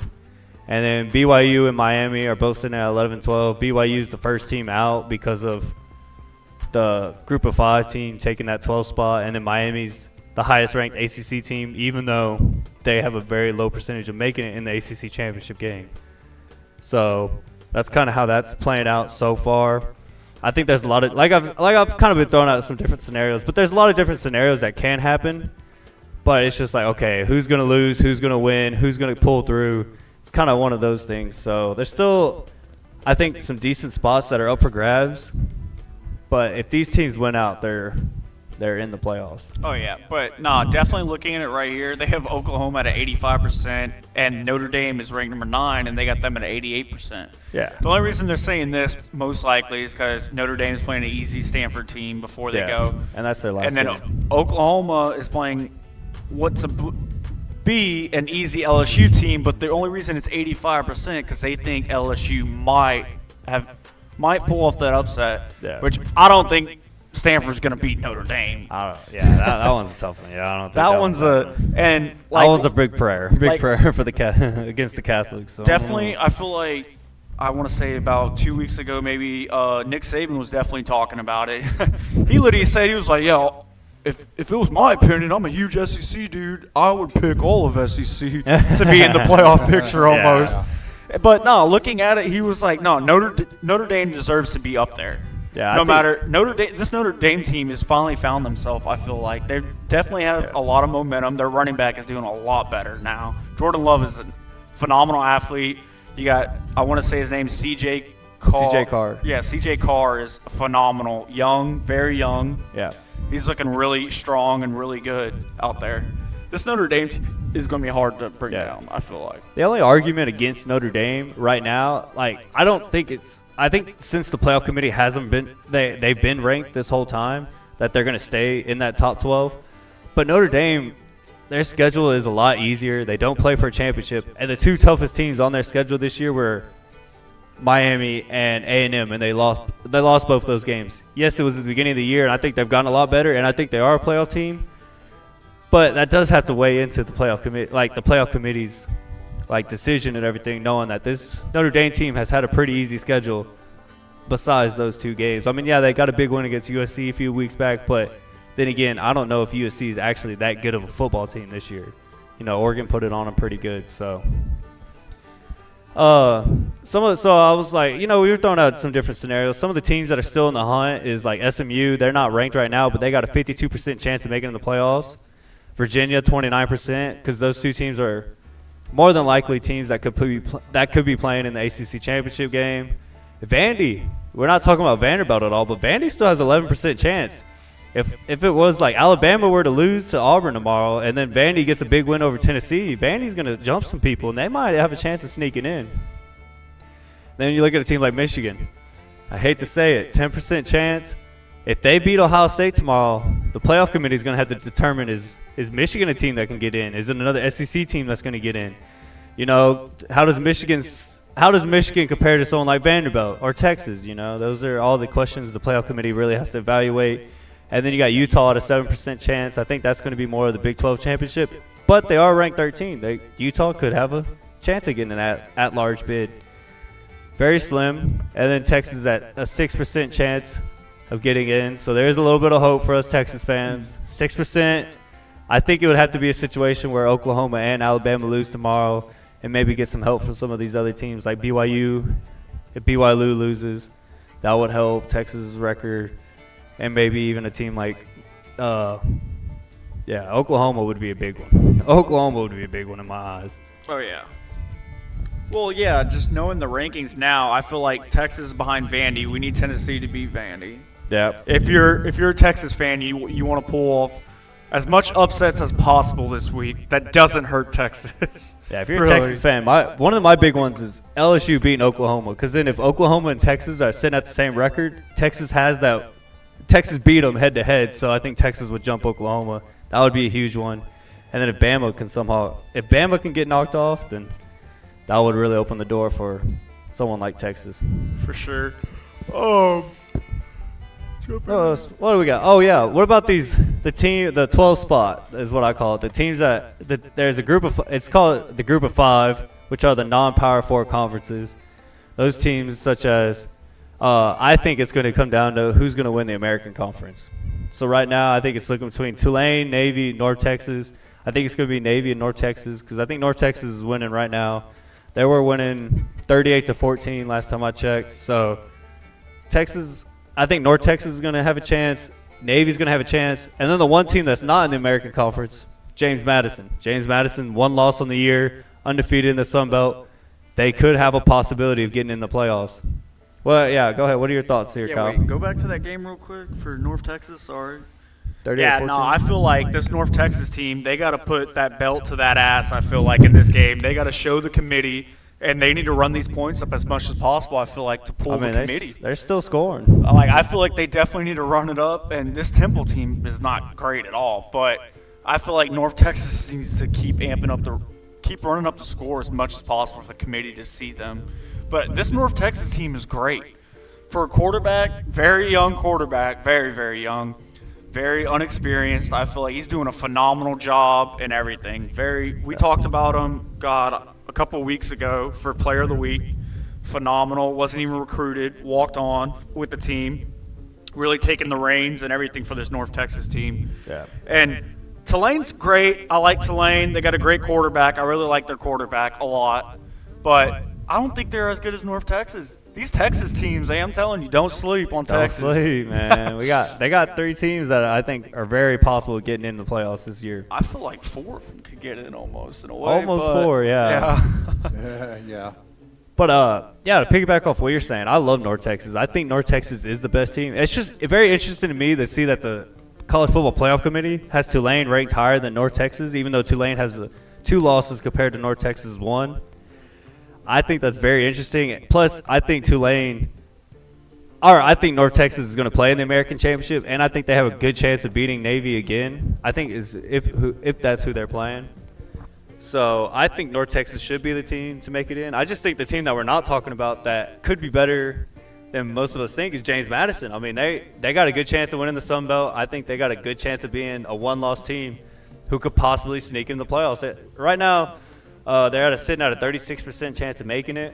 North Texas is sitting at a 43%, and then Tulane's sitting at a 26%, which is crazy because the CFP has Tulane ranked higher than both those schools, and they got the lower percentage. So it's going to be really interesting to see how it comes out. I think those are the best 3 teams. If there's another team to throw in there, I would say South Florida has looked really dominant this year. They just slipped up with those 2 games against Memphis and Florida, but they still could be at a possibility. I think they lost last week, though, because I think they have 2 losses at conference. But it'll be very interesting to see how the committee goes through, evaluate, especially after rivalry week, and then how they look at the conference championships in total, because once the conference championships are done, then it's like, okay, how much are you going to penalize the team for losing? As a team like Indiana, or as a team like, let's say, Alabama gets in to the SEC championship and they lose that, are they going to be out of the playoffs, or are they just going to lose a spot or 2? So that'll be very interesting to see how it all turns out. Yeah, that's a great predictions. I'm seeing up here, Dad, with your predictions. I kind of like them in a I'm way. just throwing them up there based on percentages and wise. So, Yes. you know. Yeah, no, I like it. Definitely BYU, though, is definitely one. The Mormons, they might sneak in, I feel like. They have a chance. Right. If they beat Tech in the Big 12 championship and get their revenge, then they'll be in for sure. But I think that's, in my mind, that's the only way they'll get in. Yeah, no, Right. if we were just looking at it just conference-wise, I feel like, though, like, in a way of, like, pure talent, though, I feel like definitely, like, North Tech, any of those conferences would not match up to, like, an SEC conference of like, at least 8 of them. I feel like the SEC is a lot dominant than people think when it comes to other, like, smaller conferences, I feel like. But that's not how the way they do it. Yeah. They do it Well, it'd with be interesting because if Texas Tech is sitting at 5 and North Texas is that 12th spot, North Texas would play Texas Tech in Lubbock the first game of the season, or first round of the playoffs, which would be a very interesting test to see. Is this North Texas team legit, or is Texas Tech legit? You know, who's gonna take the reins in a high-scoring match? Or interesting game that would be. But And you can see what I have up here, though. yeah, And this is by no means in any kind of particular order, but you know, I'm just saying this is a possibility from what we had percentage-wise and everything. So you know, it doesn't mean that's the way it'll end up, but you can see how that's a big possibility, I think, with these teams that we're showing up there. I mean, right now A&M's in. You know, I feel A&M and Ohio State are the 2 locks. No matter what happens to them in this rival game, I think A&M is in there. And you know, I would throw Indiana as well. Yeah, and Indiana. Yeah, I'll they're take those locked in 3 pretty much. as locks. But I would say that, you know, and we'll talk about it a little bit more, but I still feel like A&M's best path is going to be very similar to what we saw Ohio State did last year. Agreed. If A&M loses this game and they're not in the SEC championship, I think that's better for them in the long run. It just, you know, they'd have to swallow a lot of pride, you know, if they lost to the Longhorns. So Yeah. Well, I think with Ole Miss winning earlier, if A&M lost this game, they wouldn't be in the SEC championship, which wouldn't be a bad thing, like you were saying, just like Ohio State last year. Ohio State did make the Big Ten championship. They had that time off, came out first round, a home game, and then came out and blew the doors off Tennessee and then Oregon and then Texas and into the national championship. So it could be a really good thing for A&M if they lost tonight. Plus, it would give them the momentum to move forward. And, you know, I mean, like Nick Saban says all the time, you practice and you respond a lot better sometimes after a loss. So. Oh, yeah, no, looking at this right now, Dad, I like how you put all the teams up there. it doesn't mean that's how they'll match up. Yes. Yeah, it doesn't mean that's how they'll end up. 100%. Definitely. Right. But Great job on that. I just feel like BYU, I don't know. I feel like a good Vanderbilt team could definitely lead up to them. Everybody says SMU, but it's just so hard to judge that conference. We've talked about it last year. We were like, oh, SMU is going to do maybe a good job, but they got ran over. I feel like they got ran over. Rough game. But I feel like SMU can maybe give BYU a run for their money in a way. Yeah. Michigan, I think for sure can handle BYU in a way. Oh, yeah. Yeah. I feel like this Michigan team is no team to sleep on. I feel like basically, anything in the Big Ten or almost the SEC can probably handle BYU in a way. And I mean, it's just one of those things. It's like, okay, you just got to get in. Once you're in, you know, it's a whole new season. Playoffs, postseason is a completely new season, new fresh start. You never know like who you're going to see or what you're going to get out of your team. So a team like BYU, I mean, shoot, if they sneak in, they could have a chance. You know, like Oh yeah. they could do some damage. But I agree though. I don't think a team like BYU could compare it to a team like even a team like Notre Dame, Ole Miss, Or Vandy. Texas, Vandy, Michigan. Yeah. I just don't think.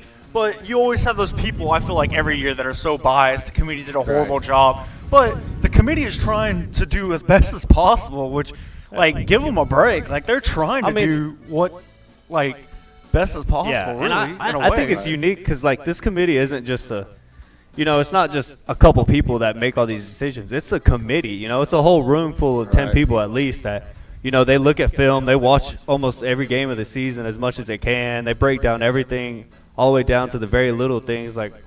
So I mean, they try to do their best with it. I thought last year they did a good job. They picked the most deserving teams, and I hope this year they pick the most deservings. They pick the most deserving teams and the best of the best teams. But I love that they went to a 12-team playoff. I think it makes it a lot more interesting. I mean, you got to love seeing a team like Texas Tech has a chance to, play Alabama at home. That's awesome. I think it's such a great thing having at least 12 teams because look at Ohio State. Last year, they would have never won a national championship. But then they make the playoffs, and they prove that they were the best team in the country. And I have no doubt that they're You're just reading my brain now. I was like, imagine if the committee had to decide on only 4 teams.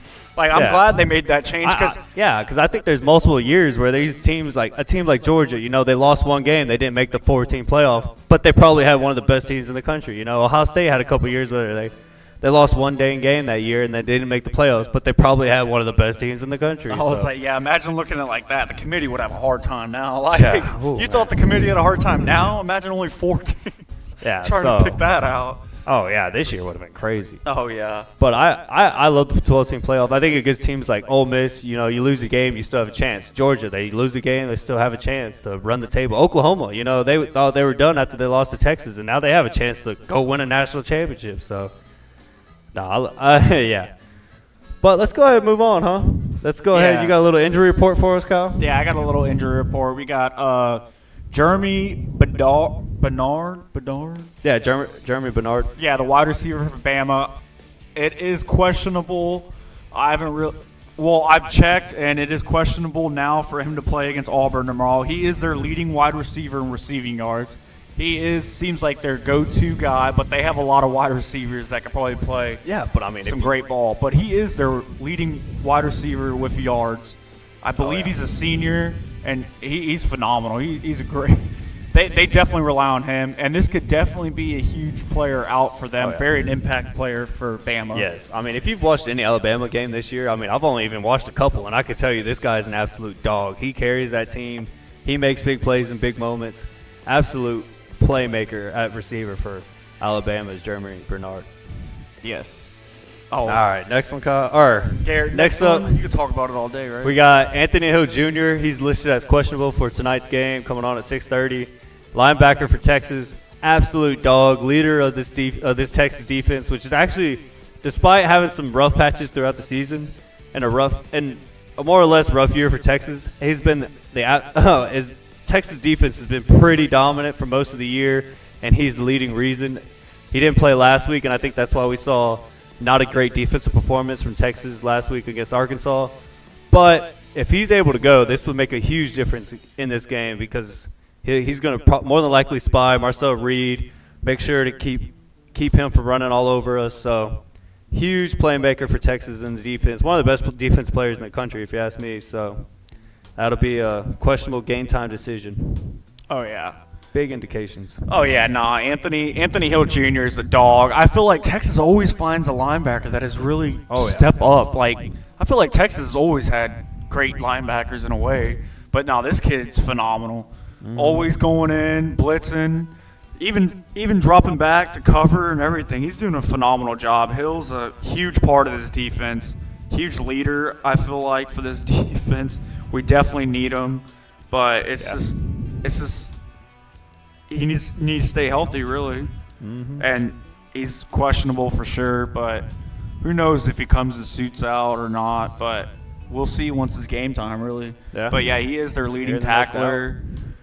God, he's their All-American, I feel like. He's up there. Him and we'll get to that later. We'll talk more about the impact players for Texas. We could talk about that all day, really. Yeah. All right, who else we got on here? Yeah, but the next one's definitely a huge one. I feel like Le'Veon Moss, running back for Texas A&M, he is doubtful. It says since Monday, November 24th, it is shown he is doubtful, but it's an undisclosed. They didn't want to show what exactly is hurt, just so they could give maybe Texas an advantage on what's hurt or not. But they're not going to show that and tell anybody about that. Yeah, this Le'Veon Moss is a dog. He's one of the true. God, I believe he's a senior this year. Yeah, he's a senior. His older brother, I believe, is in the league. I believe one of the Moss. I believe his brother's in the league or something like that. But yeah, he's a phenomenal athlete. Great running back for A&M. They're definitely going to miss him if not. But they do have a great backup that filled in for him, and which is having great yardage and everything. But yeah, Le'Veon Moss. God, it's exciting watching this dude play because he can really move. He might be, I believe he's 5'10", 5'11". He is pretty low to the ground, and he has some great balance, great speed, great overall, like everything for a great running back like him. Yeah. Which A&M, I feel like definitely is going to miss this dude in this game, especially in a big game. It really is not a big game for A&M because they can really just say, well, we're not going to even try this game. But Le'Veon Moss is a great player, which I feel like they definitely need him in the playoffs for sure, and he needs to get healthy for this A&M team to go on a run, really. Yeah, I mean, he had some really big games throughout this year. I think he has been dealing with some injuries throughout the year, but yeah, huge impact player for A&M. So if he's not playing tonight, wouldn't be surprised, but I'm sure they got some more running backs lined up in the backfield that could definitely take the load for this Texas A&M offense. So yeah, let's go ahead and jump into our upset alert here. Let's see what we got rolling. The first team we got is number 12, Miami, taking on at Pitt, number 22, Pitt. I think this is a huge game for Miami, really, or it's a huge game for Pitt, really. This determines, I think, ACC. It changes it up and everything. But, yeah, Pitt, I feel like, can definitely – if they come off last week, came out with some great motivation, and then carry that to this week, I feel like, keep on turning the ball over. I feel like if Miami keeps turning the ball over and Pitt comes out, they're playing at home, they got the fan base behind them, I feel like great crowd. Fans come out, cheering along, getting crazy, man, just getting loud for this. They could definitely pull it off. Miami has struggled going on away games, I feel like. They haven't been able to take care of business much. Yeah. Because, look at it with SMU. SMU upsetted them, which is phenomenal. But I feel like this could definitely be one of the bigger upsets for Pitt. Taking that motivation from last week, beating Texas Tech, I feel like. But, yeah, anything you want to say about this game? But Georgia Tech, Yeah, I think this is a great upset alert. Miami, I think their biggest thing is I think Miami has a really good defensive line. I think they got a good defense. I think their biggest thing is the consistency of play from Carson Beck in that offense. I think they've had times where Carson Beck's been loose with the football, turned over the ball too many times. They just haven't found a groove sometimes on offense. Pittsburgh, big thing they need to do. They're playing at home, ride the momentum. They need to get to a fast start against this Miami team, which is very possible, and then get that offense rolling. Because I think with Pitt's offense is rolling, no one can stop them, and then they can really put up a lot of points and score and possibly pull off the big upset here. And so, very interesting game. A lot at stake here for both these teams when it comes to ACC race as well as the playoffs. So, lots to play for. Fun game. All right, what do we got next here? The next one, we got the Sun Belt, a great Sun Belt matchup. You got James Madison going at Coastal Carolina. Coastal Carolina used to be really good. They used to be up there, I feel like, for the Sun Belt. I don't know whatever happened to them, how they fell off, but I feel like this could definitely be a great matchup. SMU. Coastal Carolina has a great record in conference. They're doing a great job in the Sun Belt Conference. Yep. But I feel like this Coastal Carolina can definitely upset them. Yeah, road game. But I don't know much to know, really, because James Madison, man, I feel like they haven't really played anybody in the Sun Belt, I feel like. SMU. James Madison's just been rolling. Yeah, I think James Madison's had a really dominant season. I think they've looked really good on both sides of the football. Very complete football team when you look at the Sun Belt as a whole. Going to Coastal Carolina, very big possibility of upset. Coastal Carolina is known to have some pretty good teams, pull off big wins, pull off big upsets. So this will be a very big, interesting game. Good upset alert call here, Kyle. You know, yeah, Coastal Carolina, scary place to play at sometimes, especially I think it's probably a night game, or I don't know. I have a feeling it's a night game because whenever Coastal Carolina plays their big games, you know, they got a good possibility. 245. 245, but I like this as an upset alert, so keep James Madison's on their toes. Plus, if James Madison loses this week, then I think North Texas or Navy would pretty much be locked into the playoffs. Yeah. Oh, yeah. I do have a shout out to Mike Butler and the Butler family. They said they're all watching, so this is the best show yet. So yeah, well, Heck yeah. Woo. Up until the time we picked the A&M and Texas game. Yeah, yeah. So, I'm just trying to drop the facts here. yeah. But all right, next up on our upset alert, we got Oregon taking on Washington, playing in Washington. Washington, low-key, scary place to play. Ohio State played there earlier in the season. Ohio State took care of business. But that crowd and that Washington team, you know, they fought for a little bit. They stayed in that game for a little bit longer than most people would have thought. Just Ohio State's defense was just that much better, took over the game. But Oregon, you know, it's a big-time rivalry. If Oregon doesn't come in firing on all cylinders, especially offensively, I think if Oregon plays sloppy offensively, gives up a few turnovers, which Washington is known to do, is cause big turnovers, big momentum swings in the game, then Washington could definitely have a chance of pulling off the big upset here. And who knows, maybe even knock Oregon out of the playoff race. Oh, yeah. Yeah, this one, you don't know what Washington team I feel like you're going to get. But Yeah, this is Washington, definitely a who huge knows? trap game. I feel like. Yeah, huge trap game. I feel like this Washington team is no joke, but I feel like it's nothing to sleep on, really. This Washington team might actually come out and just play hard and play fast and knock off Oregon somehow. Oregon's always had some fast speedsters. I feel like Oregon's on paper. I feel like Oregon's a lot faster, but Washington, I definitely just needs to come out and just stick to the key, stick to your key fundamentals. I feel like and cause a lot of turnovers. Dante Moore's a great quarterback for that Oregon team, but I think Washington can definitely step up and pull off a huge upset here. Yeah, I mean, to pull off big upsets, you got to play consistent football throughout the game and then get the big-time turnovers. And then when you get the big-time turnovers, take advantage of it. Keep the momentum rolling. Get the momentum rolling. Take advantage of big-time turnovers, and you always have a possibility of getting the upset. Now, this next upset alert is one of my favorites because Nick Saban says it all the time on game day. I agree with him. Playing at Auburn in a night game, I think it's Jordan O'Hare Stadium, is an absolute trap game, man. There is nothing worse. There is nothing worse for Alabama than playing in this rivalry game on the road at night. Alabama has to come out swinging because this is the definition of a trap rivalry game with big upset alert.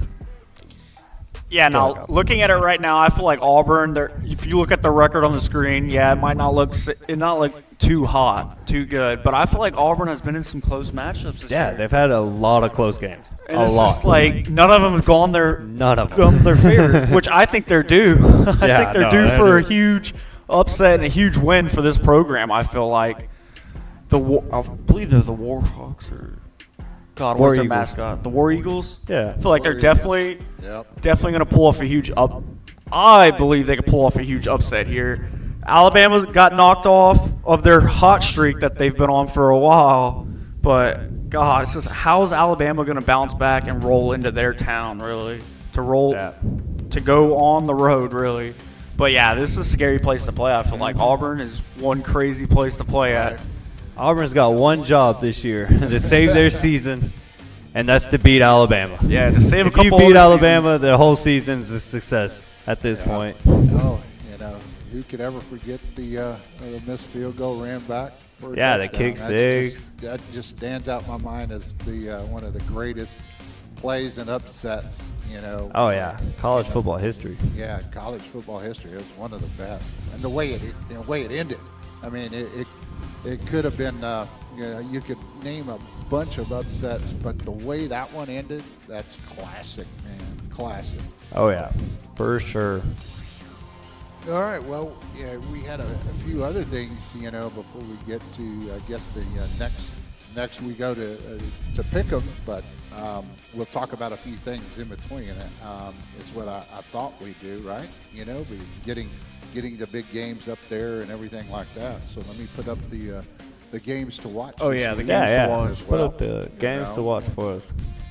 Let me get those up and ready to go, and then we'll start getting into the pick 'em here in just a moment. You know, we still got a little less than an hour before kickoff, so for the A&M games. So, Yeah, man, it's coming up close. Less than an hour. yeah, that's Big right. time That's showdown right. here. So, yeah, so bear with me as I'm trying to get everything back together, and get this thing up here and get it started, and and all. So, yeah, I mean, here's what we have as the games we'll pick, and also the games and times that will be played. Didn't have the Alabama Auburn, but that game speaks for itself. Do y'all remember what time that one comes up? Yeah, it's 6:30. I Yeah, they believe cha- it's going to yeah, be it at was a 6:30 at night. change. Tomorrow.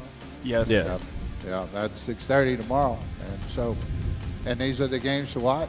I may not have the rankings up to date on some of those, so we'll get those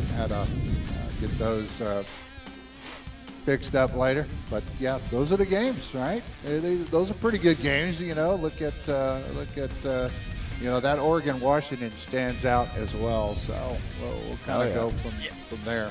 Yeah, I feel like CBS definitely the SMU and Cal game could definitely be a huge Yeah. game too. That might be a shootout for sure. Michigan, Ohio State. That's a big rivalry game. Oh Right. So Oh, just a little update. Georgia Tech just kicked a field goal. It is 16-9 in the fourth quarter with Oh, 3 wow. minutes and 30 seconds left.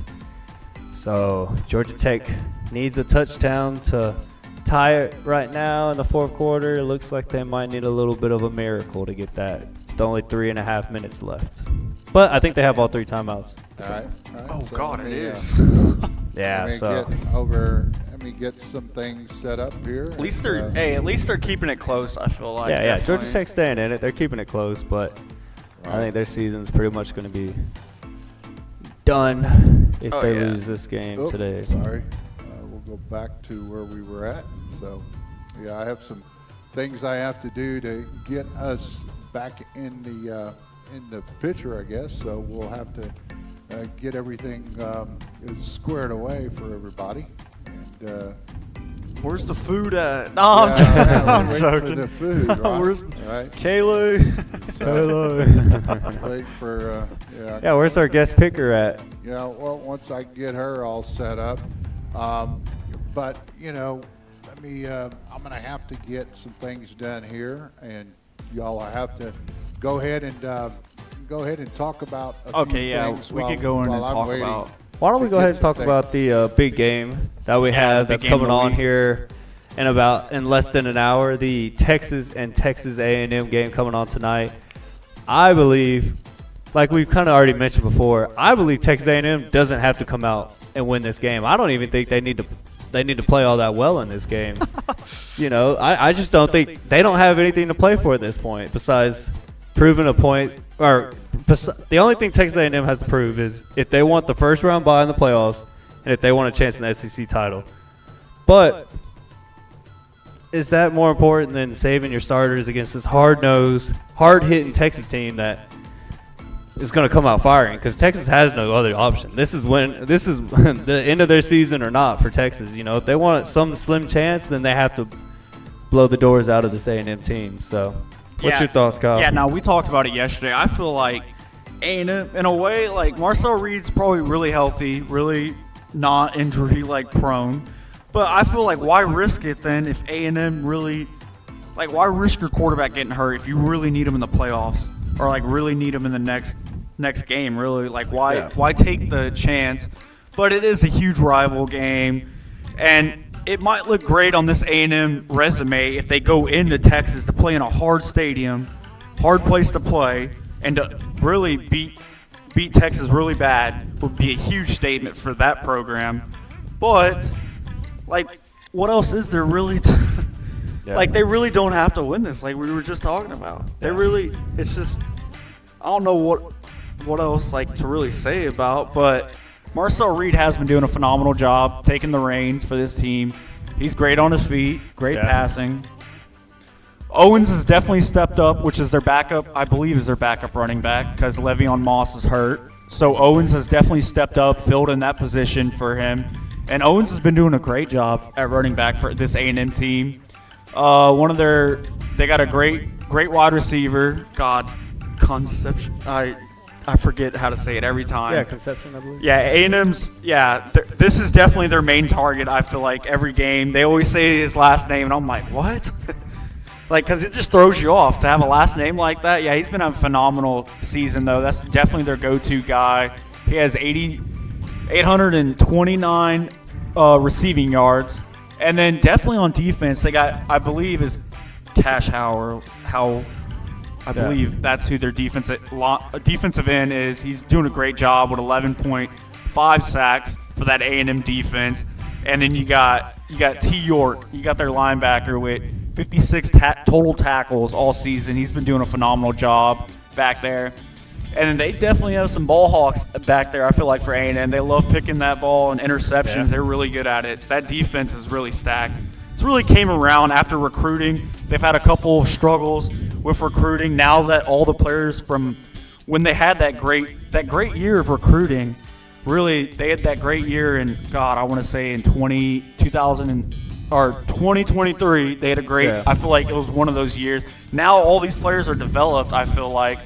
Transfer portal maybe hurt them, but I feel like they're all developed now, and this A&M team is looking really good. And it really shows on paper how good they've been actually really doing. But, yeah, jumping into Texas now. Arch Manning is really – I feel like he's really stepped up since the first couple of games, I feel like, for this team. Arch Manning's doing a great job. Running back, you got Wisner. Wisner's doing a great job. He's been banged up here and there, I feel like. He's been battling a couple injuries, I felt like. Most of the running backs for Texas have been battling some injuries, though. Yeah, and then we got wide receiver definitely to watch out for is Wingo. Wingo is finally – I feel like Arch is getting a lot more comfortable. Wingo just needs to – I feel like Wingo just definitely needs to improve on his catching. I feel like definitely we've had a few players that have dropped a lot of passes, I feel like. But Arch Manning is definitely building that confidence with his wide receivers. And then – man, Simmons is a dog for Texas. This man can really play, I feel like. And then you got Anthony Hill Jr. with 70 total tackles. He's been battling his injury right now, but if he really plays in this game, we really do need him, I feel like, in this game. Yeah, and I mean, I think this game, you know, you can see the stats up on the board. Obviously, A&M's got a lot more total offensive yards, and they've been scoring a lot more, where Texas hasn't been. But Texas' turnover ratio plus 10, A&M negative 5. I just think that this game's going to come down to, can this Texas offensive line hold up against this A&M pass defense and give Arch time to throw the ball, and can Texas run the ball? I think we've talked about it every week. Texas has to be able to establish a running game against A&M's defense. It's going to be really tough. A&M's got a really good defense this year that's gotten a lot better throughout the season. But if Texas is able to run the ball and then get Arch time to throw the ball, they have a really solid chance of putting up some points on the board. I think Wingo is starting to play a little bit better. I think he's had quite a bit of drops this year, and I think this receiving core of Texas, we kind of expected more from them. They haven't been playing up to the standard that we would have liked. But now when you look at the opposite side, I think Texas defense is good. I think Texas defense is legit. Without Anthony Hill Jr. last week, they really struggled. But when they're all healthy and they're all playing on a solid level, and especially the secondary can communicate and play, and Taft can keep everyone in the right position and play assignment football, then they should be all right defensively of stopping this A&M offense that has been extremely productive. Marcel Reed's done a great job this year. I just think if Texas can get a pass rush going on him and keep him you want a solid pass rush, but containing him where he's not escaping the pocket all the time, then Texas could stay in this game for a good little bit. I also think special teams. Special teams is a big thing. I think Texas has one of the best special team units. You know, Texas usually always either scores or does something on special teams that kind of keeps them in the game, gets some momentum in their way. With the home game like this, if Texas is able to get a big punt return or a big change of possession, then Texas then Texas has a really good shot of winning this football game. Yeah, don't forget, it is in Austin too, so everybody's going to be pulling it's in Austin, so that's a big momentum right? gainer that Oh, Texas God. can have. Well, So Yeah, no, I feel like the only thing that Texas needs to clean up is the goddamn penalties, man. Yes, It kills us. penalties It are- kills the drive every time. penalties have been a big thing Especially- for Texas. Oh yeah, it's just, I feel like it's been like the Cowboys almost in a way. Yeah. Like they Oh, really yeah. just need to get Same it thing. together. Like it's Yeah. just been killing them. Their drives really has been stopping them. But Dad, do you want to Yeah, I chime was in? gonna say we're gonna run the hype video. How about that? On Yeah, the, let's run it. big Let's game, get hype. so- Right now, I thought we were Yeah, gonna do no, it. we can run Yeah, it. let's Okay. run it now. Let's go for it. Here we go, and we'll come back and with our pick'ems.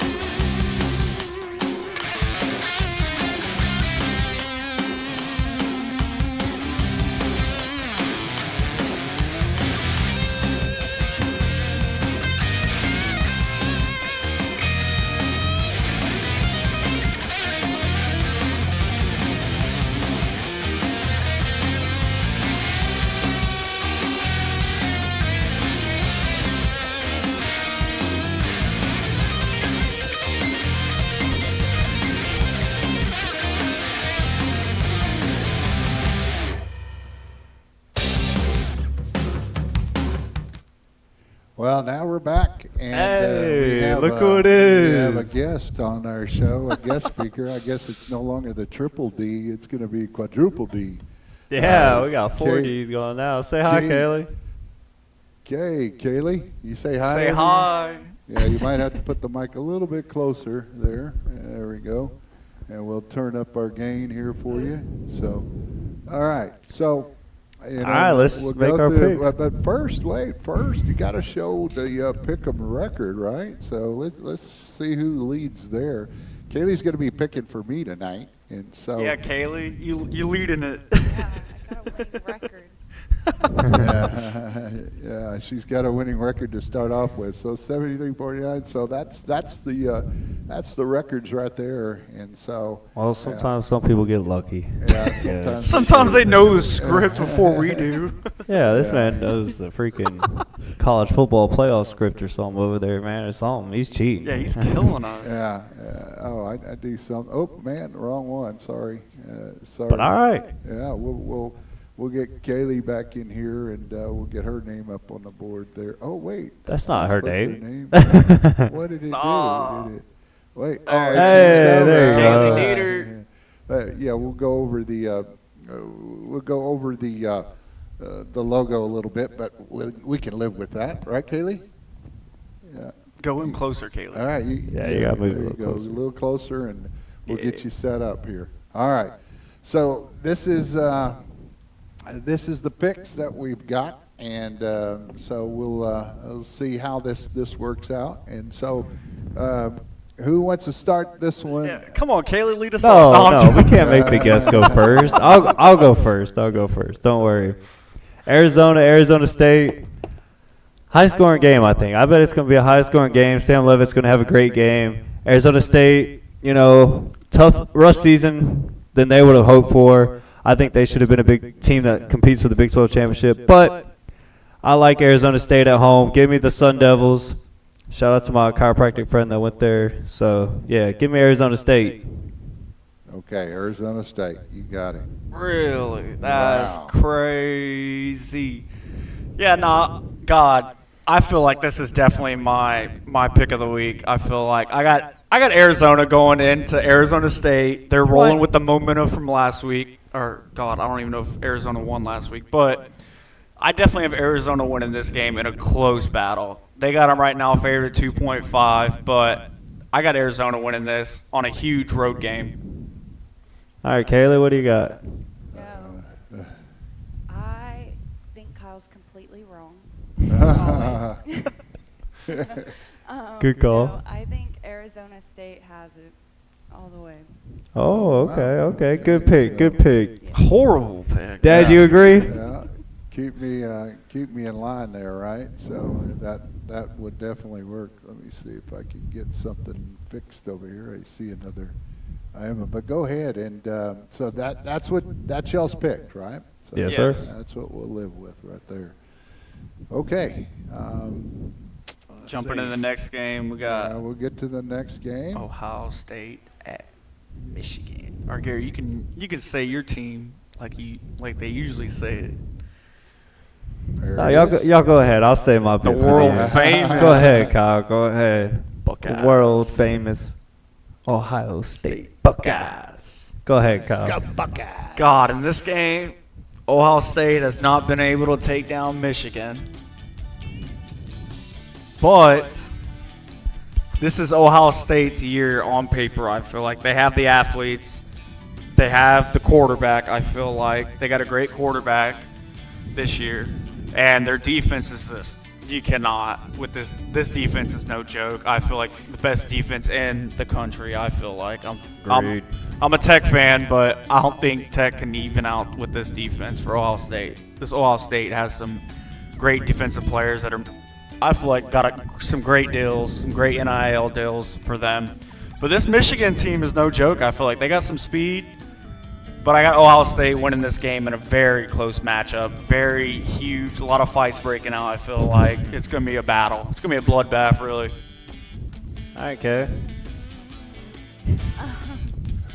I think Ohio State's always been good, but when it comes to playing Michigan, they seem to be a completely different team.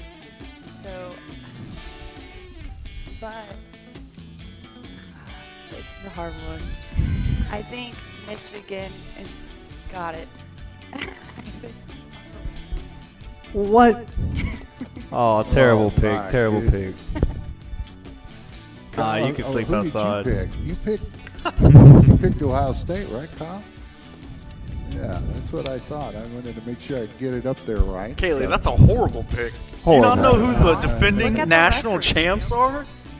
When Ohio State, yeah, but they lost last year to them. All right. Well, Ohio State might have lost the last But 4 they years. still won the national championship last year and going There on a goes huge my run. record. That's Ohio what State Caleb- might have lost the last 4 years. But this is, I think, one of the most complete teams in college football. I think they're the best team in college football. I think you got Caleb Downs on defense. You got Jeremiah Smith, Cardell Tate, who I actually don't know if they're going to play tomorrow because they actually don't have to. And Julian Sayin on offense. I think this is the year Ohio State makes a big statement win. It'll be a close game just because of the rivalry, just because of the nature of this game in general, and it's in Michigan. Tough place to play at for sure, especially when Ohio State goes to Michigan. But I think Ohio State finds a way to win this game. I just think that defense at Ohio State's too good, and Michigan's had too many problems on offense. So give me my Buckeyes, the world famous, the Ohio State University, baby. Yeah. Big win. Let's go, There it Buckeyes. is. Yeah. Just to start their playoff run because they're about to run the table. Hey. OH. See what you got next. Oh, God. This is a good game, I feel like. All right, Miami Pitt. All right, Miss Kaylee Dieter, you want to lead us off here? Oh, I'm leading. Yeah, go ahead. Who do you got? I got Pitt winning. Oh, Yeah. okay. That's Not a a bad bold pick. statement. Yeah, I got Pitt winning. All right. Good pick. You know what? I agree. Give me. Just kidding. I'm taking Miami.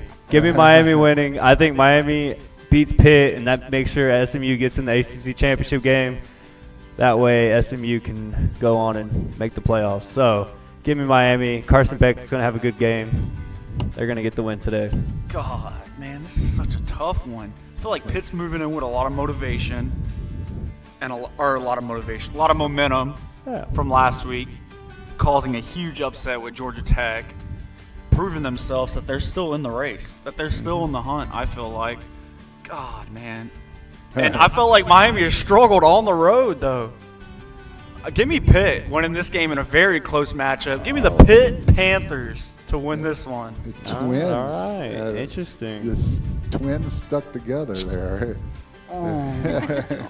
Georgia just Yeah, Georgia just to let won. y'all know, Georgia just beat Georgia Tech 16-9. The game is final, so Georgia remains with one loss, and Georgia Tech is now 9-3. I'm not in a good mood anymore. All right, next game. What we got? Vandy Great at Tennessee. All right, a little battle in Tennessee, or battle for the state of Tennessee, I would say.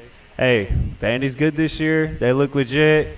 I just don't think they can go into Knoxville and knock off old Tennessee. Give me the Volunteers actually with the big upset over Vandy. Okay. Kyle? Big upset.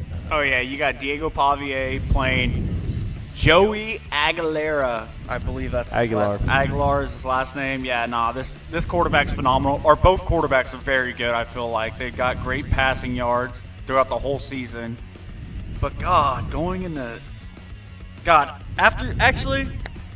I got Diego Pavier and the Vanderbilt. He's coming off of great stats and everything last week. I think it moves on to this week.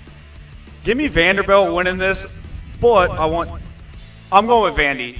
But I want the upset here to happen in a way. I want the upset to happen. But you're going with Vandy. Yes. All right, Kayla, what do you got? No, I don't think Vandy can do it. I'm going with Tennessee.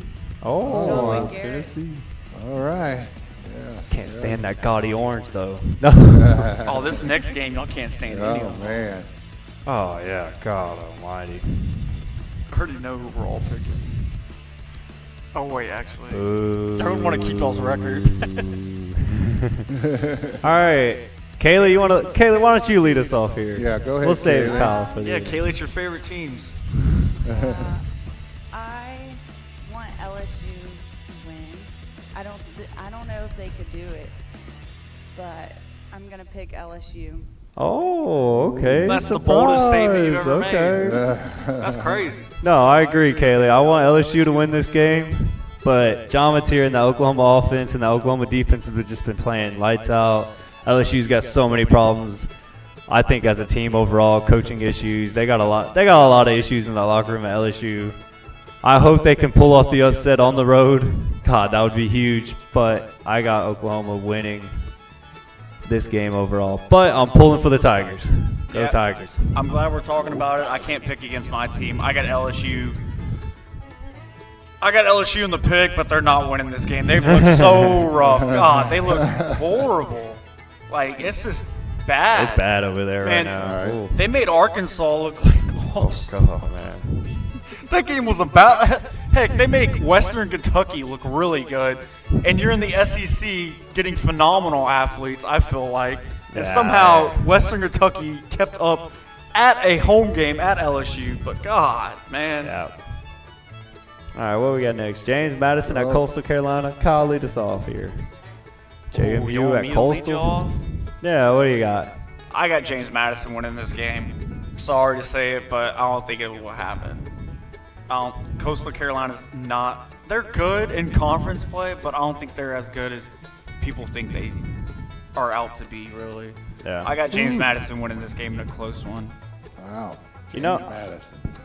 You know, I really like Coastal Carolina as a school. I think it's a cool school. Like, I've always thought it was cool, you know, being in Carolina, you know, and the colors are cool. It just seems like a great vibe, kind of place I would fit in well at.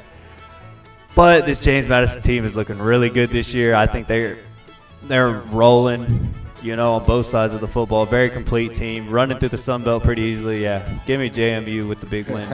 I jumped the gun on that one. Yeah, I was taking JMU anyways. All right, Kaylee. Yeah, I have James Madison winning because I don't know anything about either one. But James Madison is better. I've heard a lot more about James Madison. Then Yeah. Coastal Carolina. Yeah. That's it. Valid. Yep. True celebrity Yeah. picker right there. Yeah. That's right. That's right. Or guest picker, not celebrity. But It is a celebrity. yeah, you'll be a celebrity after this. No worries. Yeah. Yeah. Be famous. Okay. Hey, this is a good matchup. Kyle, what do you got? What do I got, man? All right, you ready? You ready? You know it. You tell the story, and you tell the whole damn world this is Bear territory. All right. I got SMU winning this game in a close battle. Hell yeah. You got SMU. All right, Kaylee, what do you think? I don't like California, so I'm going with SMU. Hey, good pick. Good pick. You got to go with the Dallas team compared to She California. said I don't like. She said I don't like. Wait, you don't like the team or the state? Either. Yeah, that's questionable. But no, I've been pulling for SMU all year. I like SMU. Now they got a legit shot for the ACC championship. SMU's got a lot to play for. They looked great last week against a pretty decent Louisville team. You know, when it's all said and done, Louisville's pretty decent. So, and they kind of dominated that game. And I think SMU, if they come out swinging and start the game fast, like they usually start the games really fast. It just kind of depends on how it goes from there. But yeah, as long as Kevin Jennings takes care of the football, I think SMU gets a big win this week. So. Give me the ponies, baby, and then put them in the ACC championship. Give them a chance. Give them a chance. Yeah, I don't know if I was gonna look here. Remember we had the sound effects, and I forgot all about my sound effects, man. You know, Yeah, so- the man back there is saying how bad SMU is. Well, they might have been bad, but they've gotten a lot better, and there's still hope. Yeah. Oh, yeah. I mean, there always hope. You know. There's still a chance. There's always a chance. So, all right. Well, we'll move on. I was like, the next one, Dad, you could definitely use a sound effect. A little duck. Quack, quack.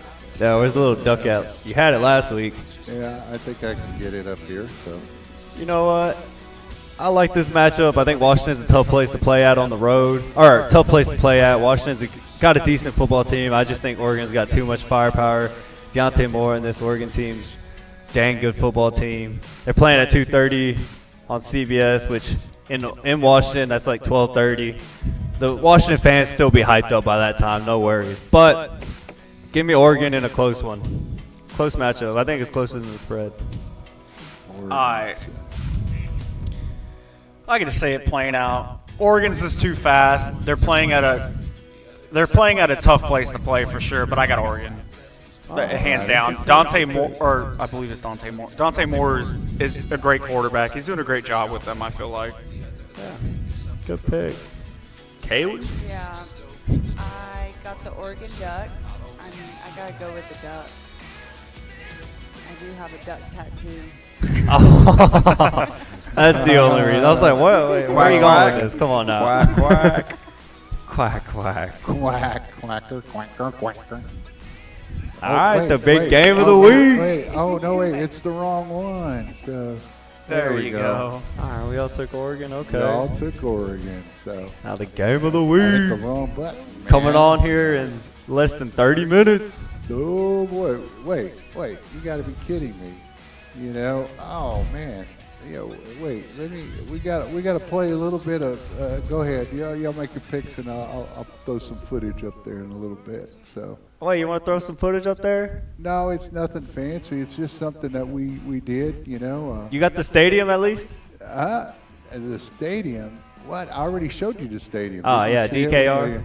I did that, but the next one is just the little clip we had. Hey, this is just right down the road from us, It's, Oh, yeah, let's see yeah, it. Let's see this. Down the road, across the street. Oh, yeah. Oh man. Wait. Oh, that's in the way. There we go. It's Wow, some people was Longhorns. just down the road with us. Hey, they look familiar. Yeah, they're across the street, man. Those are the Longhorns. There we go, just right there, a little drone footage we took, actually, right? Yeah, got some drone footage going. So we'll come back in. So Oh, that's pretty cool All stuff, right. man. It's some real life Longhorns out here in San Yeah. Marcos, Texas, baby. yeah, I just couldn't find any Hook 'em. Yankees. I don't know what they look like anyway.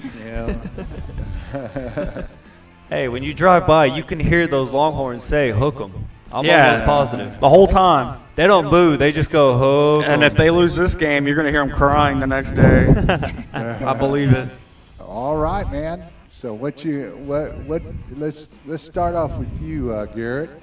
All right, yeah. So we've talked a lot about this game, and the kind of meaning and kind of how A&M doesn't have a lot of pressure on them. It doesn't mean as much to them. Where Texas, it's a win. I mean, it's basically they got nothing to lose at this point. They have to win this game to finish their season strong. I think it's going to come down to a battle in the trenches.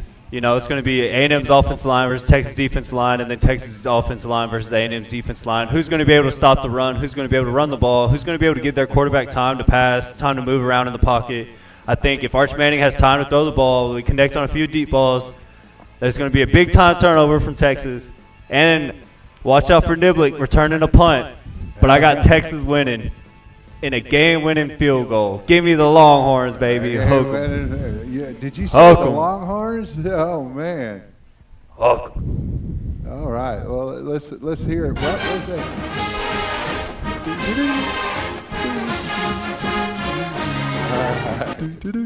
All right. All right, so- Kyle.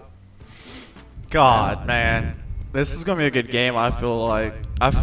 But, God, it's just like A&M's going to – are they actually going to come out and play? That's the huge thing. It's a huge rival.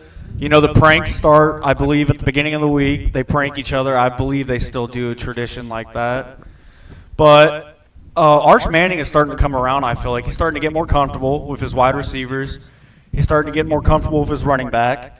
And I feel like the only thing I feel like Texas needs to improve is really just their O-line just needs to stay on blocks, really, and just drive them back, I feel like. And this defensive line for A&M is going to be a huge test. They had Georgia. Georgia was probably the biggest test. Georgia's D-line looked like All-Americans against freaking Texas. They made Texas look horrible. We couldn't move the ball against Georgia. I feel like we bounced back. Texas starts getting establishing a run game, I feel like. But, yeah, it's just this Texas defense needs to shut down this outstanding offense. This offense is just phenomenal. They do a great job. Not many penalties. Very clean. They know the basics, and they stick to it. They're doing a great job. This A&M team is actually doing a really good job.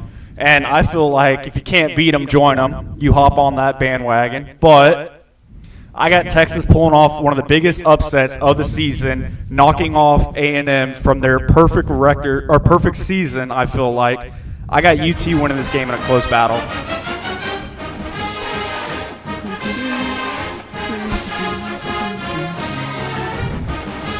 Hook 'em. All right. So now we leave it all up to Kaylee. And Yes. Yeah, Kaylee, what is yeah, it? Kaylee. So let's see what you got here. Texas playing Texas this week is scary because Texas playing Texas. yeah, Yeah, a Texas team Every- versus Texas. You're yeah. saying. No, Texas, it's all or nothing for them. So that's really scary. But I think Texas A&M is just going to run all over them. I have Texas A&M winning. Kick 'em. Oh, wow. So it goes something like this.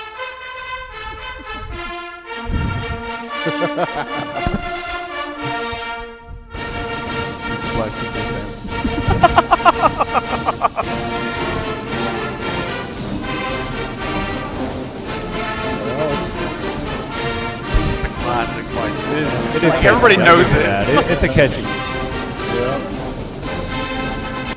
Well, Hey, you know what? We won't hate on the Aggies too much when they get in the playoffs. But you know, yeah, that's for now, true for us. But yeah, I mean, you got today. today at 2-1, least, yeah. and maybe Kaylee helps. It might help my record with this one, though. I mean, I might be rooting for the Longhorns, but I'll take the pick because I didn't have to do it. Yeah, let somebody else take the fall for that. But pretty much, though, that's pretty much our our deal tonight, right? Yeah. That's it. Yeah. We ran through it all. I think we got through everything. Yeah, we And, got through everything, and game's coming on here in a little bit, so everybody out watching, grab some food, get ready for a heck of a battle. Biggest rivalry game, for the state of Texas. I feel like there's not a bigger rivalry game Right. for Texas as a whole. So Yeah. Yeah, but not. We'll definitely be back next week to break down the college football, the championships. Really, we're gonna make our picks and break that more down, because after the info we're gonna find after this week, it can help us break down the playoffs more and more. I feel like, and it's gonna give us some answers we need. We Yeah. need solving really at this point. yeah, I but think yeah, we'll learn a lot more going after this weekend. Where the conferences end up and who's gonna.